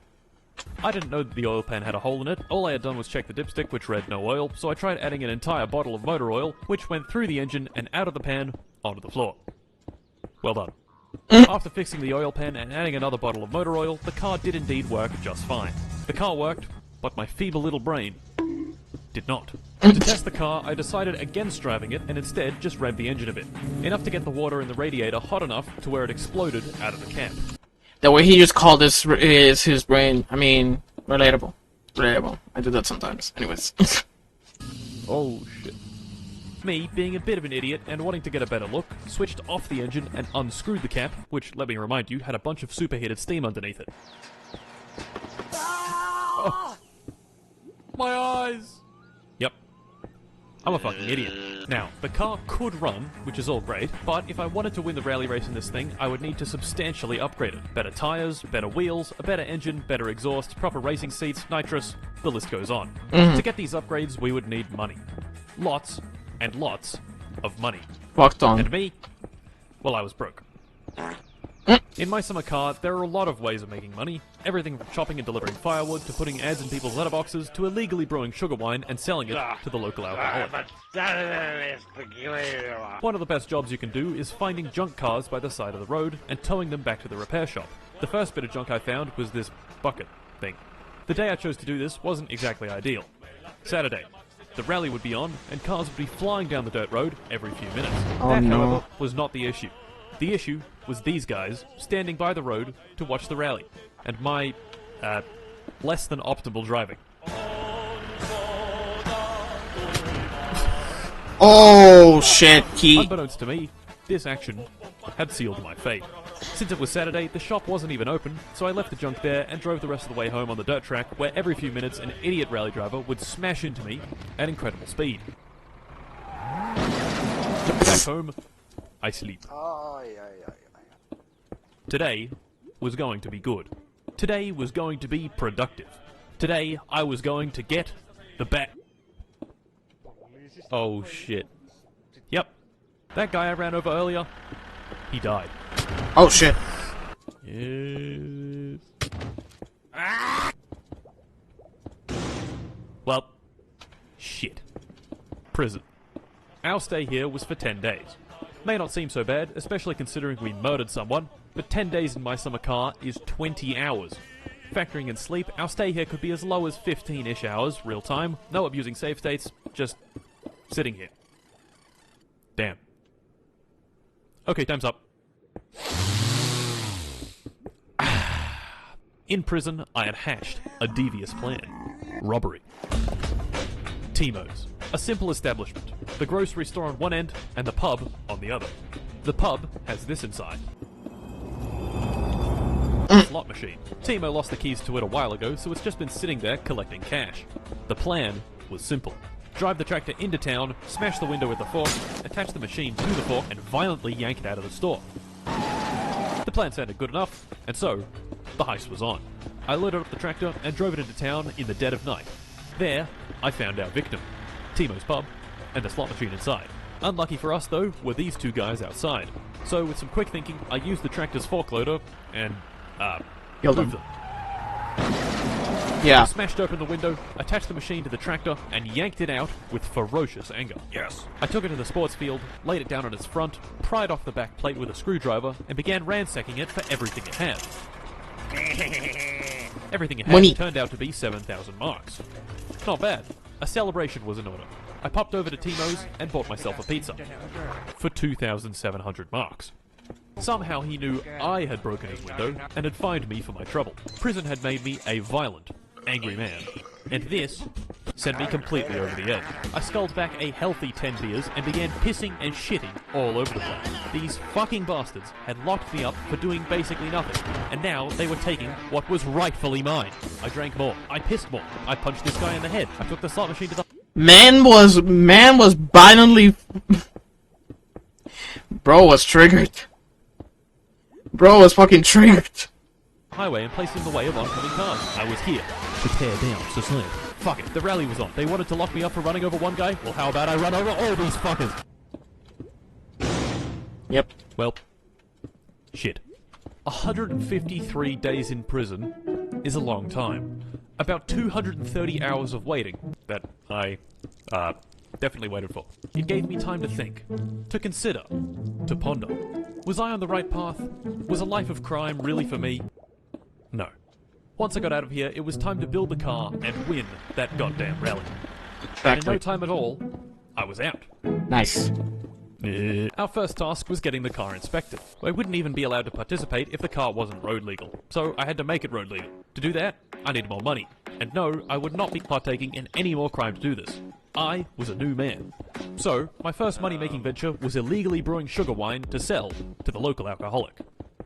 You know, like a businessman. Firewood. First you chop it, then you deliver. 3,400 marks. Sewage. My uncle lost his license travelling at 169 kilometers an hour on the M31, and he's given me the keys to his sewage truck. Suck out sewage, get paid. Sewage. More sewage. The sewage truck is very big. Make sure to drive it carefully and watch out for that pole. More sewage. The tank is full. Time to dump it in the waste treatment plant. Whoopsie, I accidentally dumped it all over the floor. We got cash. Upgrades. Oh, no. Rear wing. Very important. Gauge cluster. Bam. Tachometer. Bam. Drunk man is calling. Drive him home. Money. Green car drive. Man's getting that bread! He's getting that bread! Nah. But, like, it's really cool that, my summer car has all this stuff to, like, you know, make you money and all that stuff. It's kind of like a... At the end of the day, my summer car kind of feels like more like real-life simulator, I would say. Driving fuck. Okay, listen, mate. I just need you to fuck off. Right now. Grandma wants groceries. I buy grandma a live at home again. Damn! Wait, let me see that again. Right now.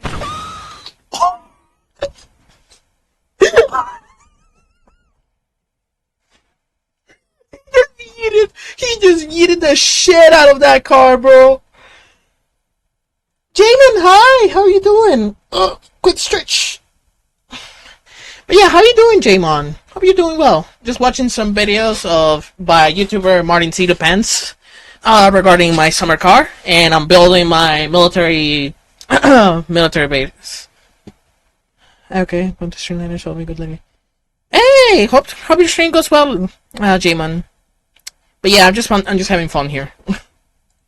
Grandma wants groceries. I buy grandma a bunch of groceries. Drunk man to live at home again. Sugar wine sold to drunk man. Sewage. So much sewage. Dead moose on the highway. Wait a minute.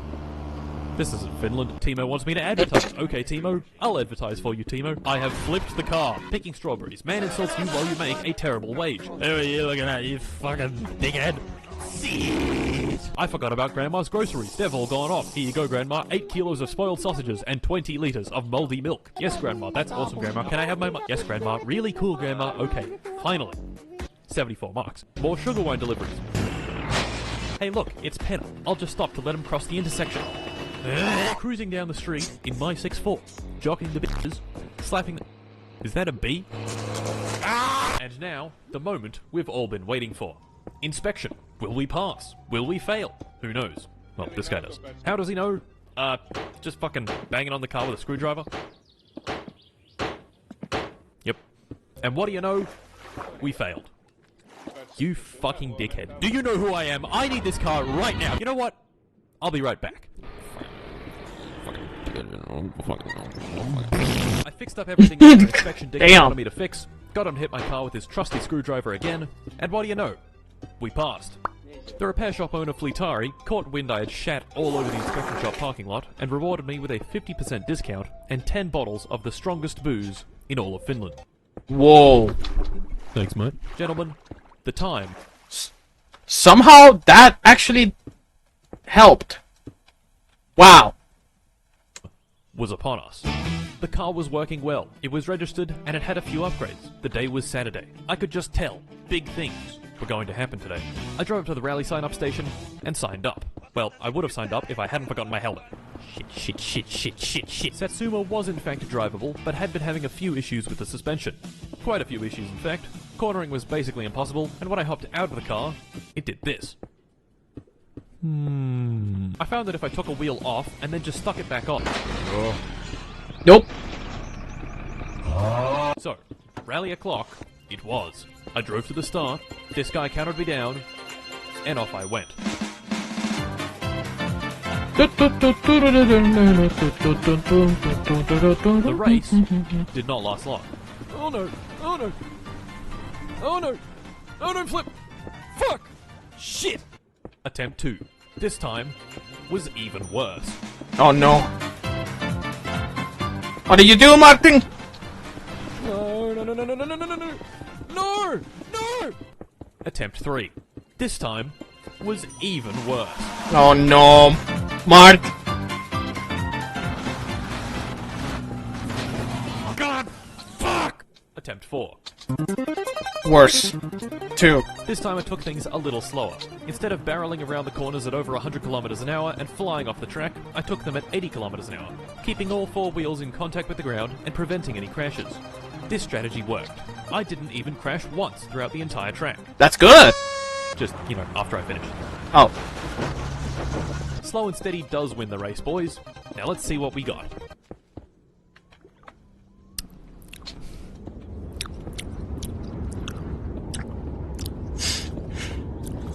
Dead last. The miming intensively. Right.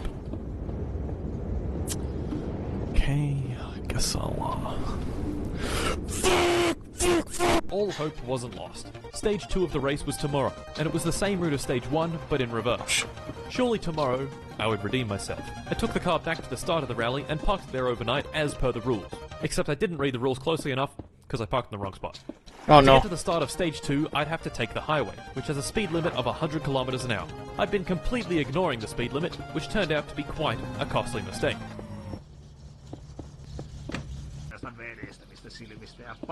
This little fucker got me going 115 kilometers an hour. Only 15% over. I'm sure the fine isn't that bad. Shit. That is a lot of money. I didn't have the money to pay the fine, so I just gave him the finger and fucked off. Anyway, I had a job to do.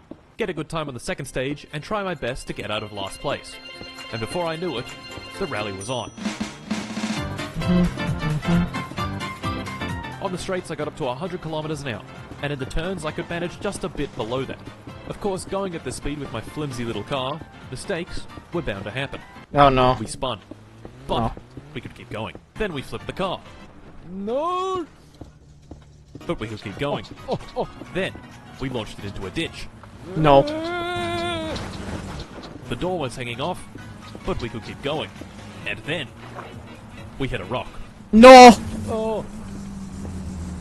And the car died. We could not keep going. Fuck. I was extremely close to the end, so I jumped out of the car and legged it all the way to the finish line. I still had a bit of hope, despite all the tumbling around of the car. We had driven fairly well, and so I checked our time. Nope. It, wasn't good. Yeah. My time was so bad, it didn't even show up on the leaderboard. A time so terrible that it sent me spiraling into a deep depression. I drank a case of beer, drove to Fleetari's, found the 10 bottles of booze, and drank until I blacked out. And blacked out again. And blacked out again.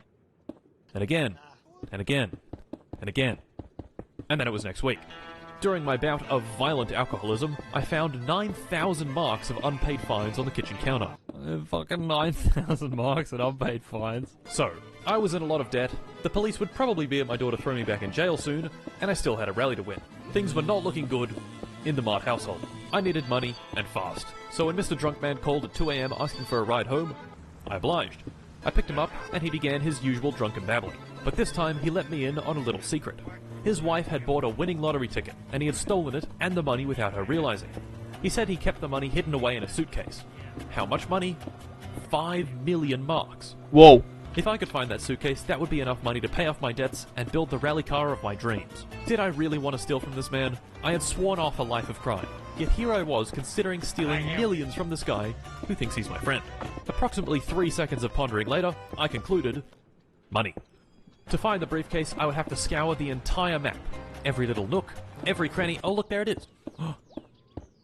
Oh. I threw it in the back of my car and drove home, having a minor accident on the way. Shit. Oh! I opened the briefcase, and oh my, that is a lot of money. That sure is a lot of money. 15,000 presses of E later, I was left with 1.5 million marks. Much less than the advertised 5 million, but hey, he probably spent it on sugar wine or something. Yeah. It was time for some upgrades. I bought the entire catalogue. The best suspension, the best carburetor, nitrous, a new steering wheel. My man, you bought the entire catalog, you say? God damn, you sure as hell hit the lottery. As this other YouTuber we were was watching a couple minutes ago would say, well, hot dog. No, sorry, the other one. The other one I know. Well, hot dog congrats, man. That is a fuck ton of money. All the cool body panels, the best radiator. Why did I do that? Thermometer to measure our immense power. And most importantly, a cool paint job. Gentlemen, the car was ready for round 2. Ooh. I gave it a good test on the highway, and of course I got pulled over and fined 30,000 marks on the spot. Fucking dickhead. The car was ready, but I needed some practice. So I took it to the dirt track and drove the route over and over. Every corner, every gear shift, each slight bump and bend. I even got rid of the stick shift that switched to paddles for speedier shifting. And a couple of hours of practice later, we were finally ready for competition. Oh boy, it's That looking good. was the start of the rally. Big things were about to happen. This dude counted me down, and off we went. The car was very fast. All the upgrades had turned it into an absolute weapon on the track. I shot past the repair shop, around the sharp bends, went a bit wide on this turn and hit a tree, but let's ignore that. Past the turn off to my house, past Grandma's house, over the train tracks, and across the line. The pace felt very good, and checking the Nice. standings confirmed my suspicions. Oh yes. That's right, fellas. First place. Beautiful. I was officially in the running to actually win the rally. All I had to do was have a similarly good performance on stage 2. I took the car back to the parking area and parked in the right spot and went back home. Tomorrow, I was gonna win. Back home, I sleep. I sleep. As a certain Treason Moonspirit VTuber would say, he's getting them speech.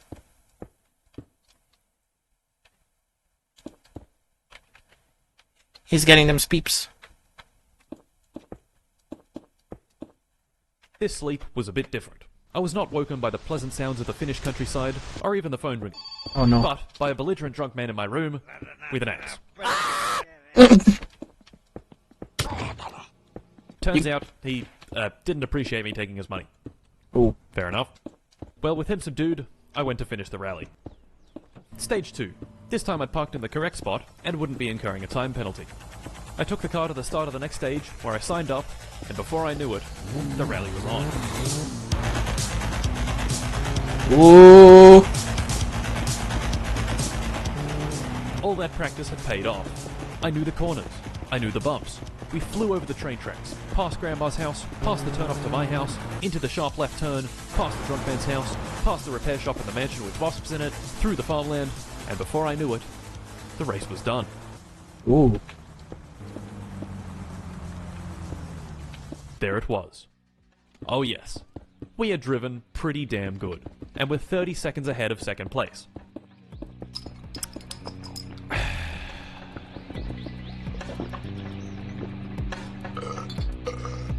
I knew just how to celebrate. The fireworks back home. Ooh. On the way back, I crossed the bridge.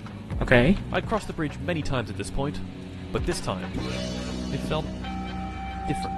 Why? Oh shit!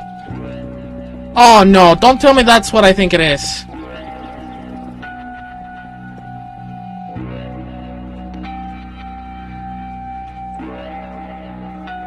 Dude, whoa. That's fucked up, dude. What the hell?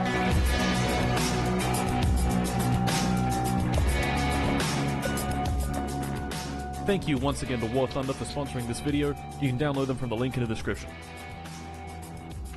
Or you can go hunt warts or something. I don't know. Whoa, that was... Oof. That was rough.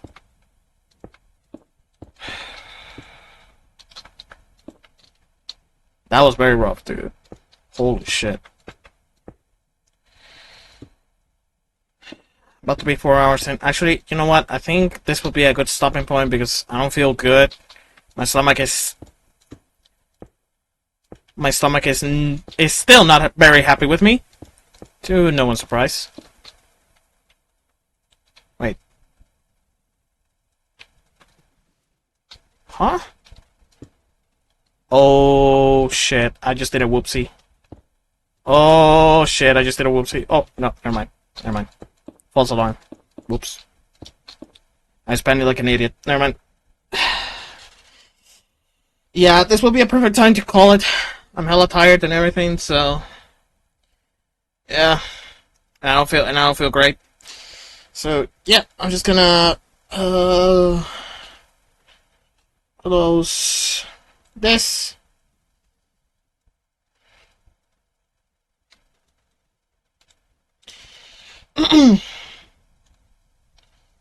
Yeah, I will not be surprised if, yeah, yeah.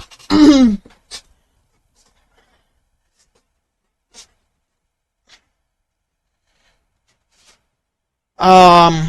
gonna call it here. I don't feel very great, so yeah.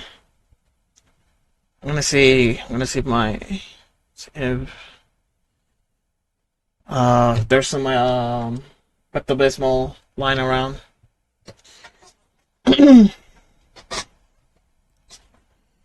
But yep, I'm gonna call it here. I'm hella tired. Alright. That was interestingly fun. Aside for that last part, the Martin's video, that was a little bit heavy, but oof, boy. But yeah, I'm gonna call it here. No, I already played this. I was going through this one. Okay.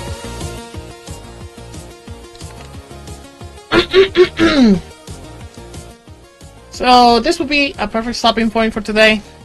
I don't feel very great, but don't worry, I will manage and I will survive. Whew. Alright, with that being said, let's see who shall we raid today.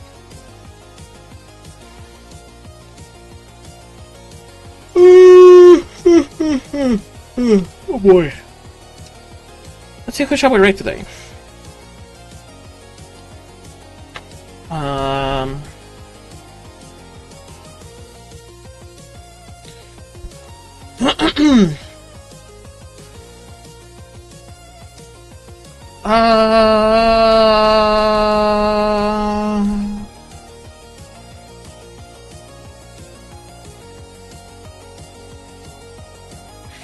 Ooh.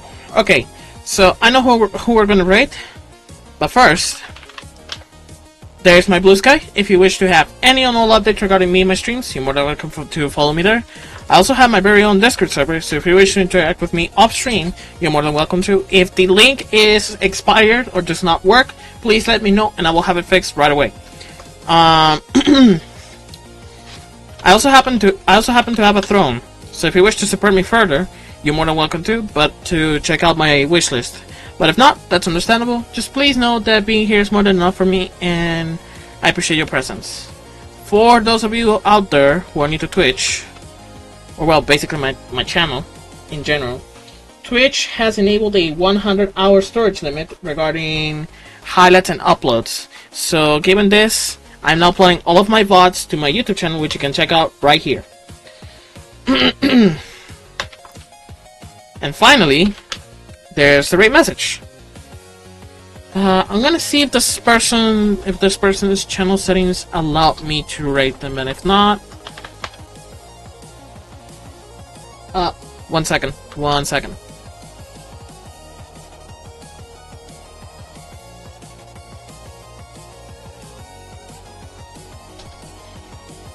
Okay, sorry about that.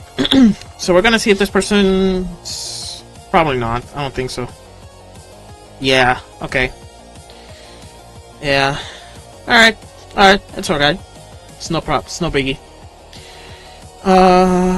Ooh! Ooh!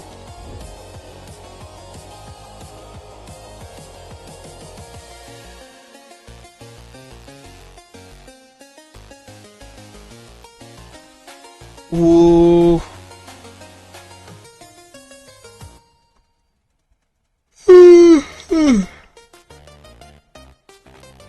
This person seems to be live, but it's a big channel, so I don't want to risk myself. I mean, I've rated big channels before, but I just don't want to risk myself. Ooh! Ooh! Oh! I know who I'm gonna rate! Look, please, please. Hopefully, not only am I writing this correctly, but hopefully their channel settings allow me to rate them. Yeah, okay, goddammit. Second person I cannot rate. Fuck, this is difficult. Let me see.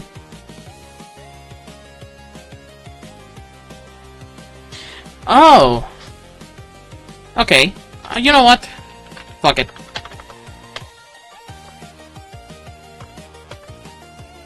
We're gonna go ahead and rate Maddicosmos. She's a variety streamer and VTuber, or PNG tuber rather, who's doing some Final Fantasy Rebirth. So we're gonna go ahead and rate them. Okay, tomorrow is Friday, and I should be... Oh shit.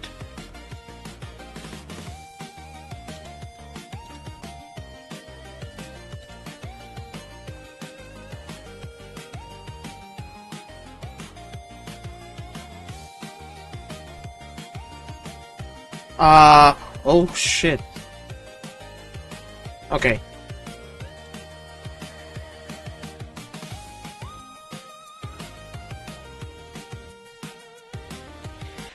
Sorry, I just got sidetracked by something.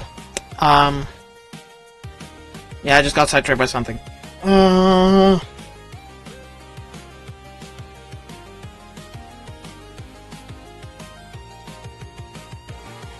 Okay. Oh yeah, I'm gonna tomorrow's Friday, Far Cry Friday. Whoops. Ah, hold on. Let me do that again.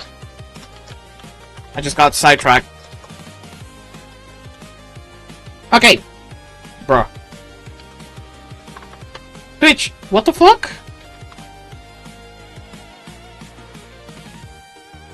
Dude.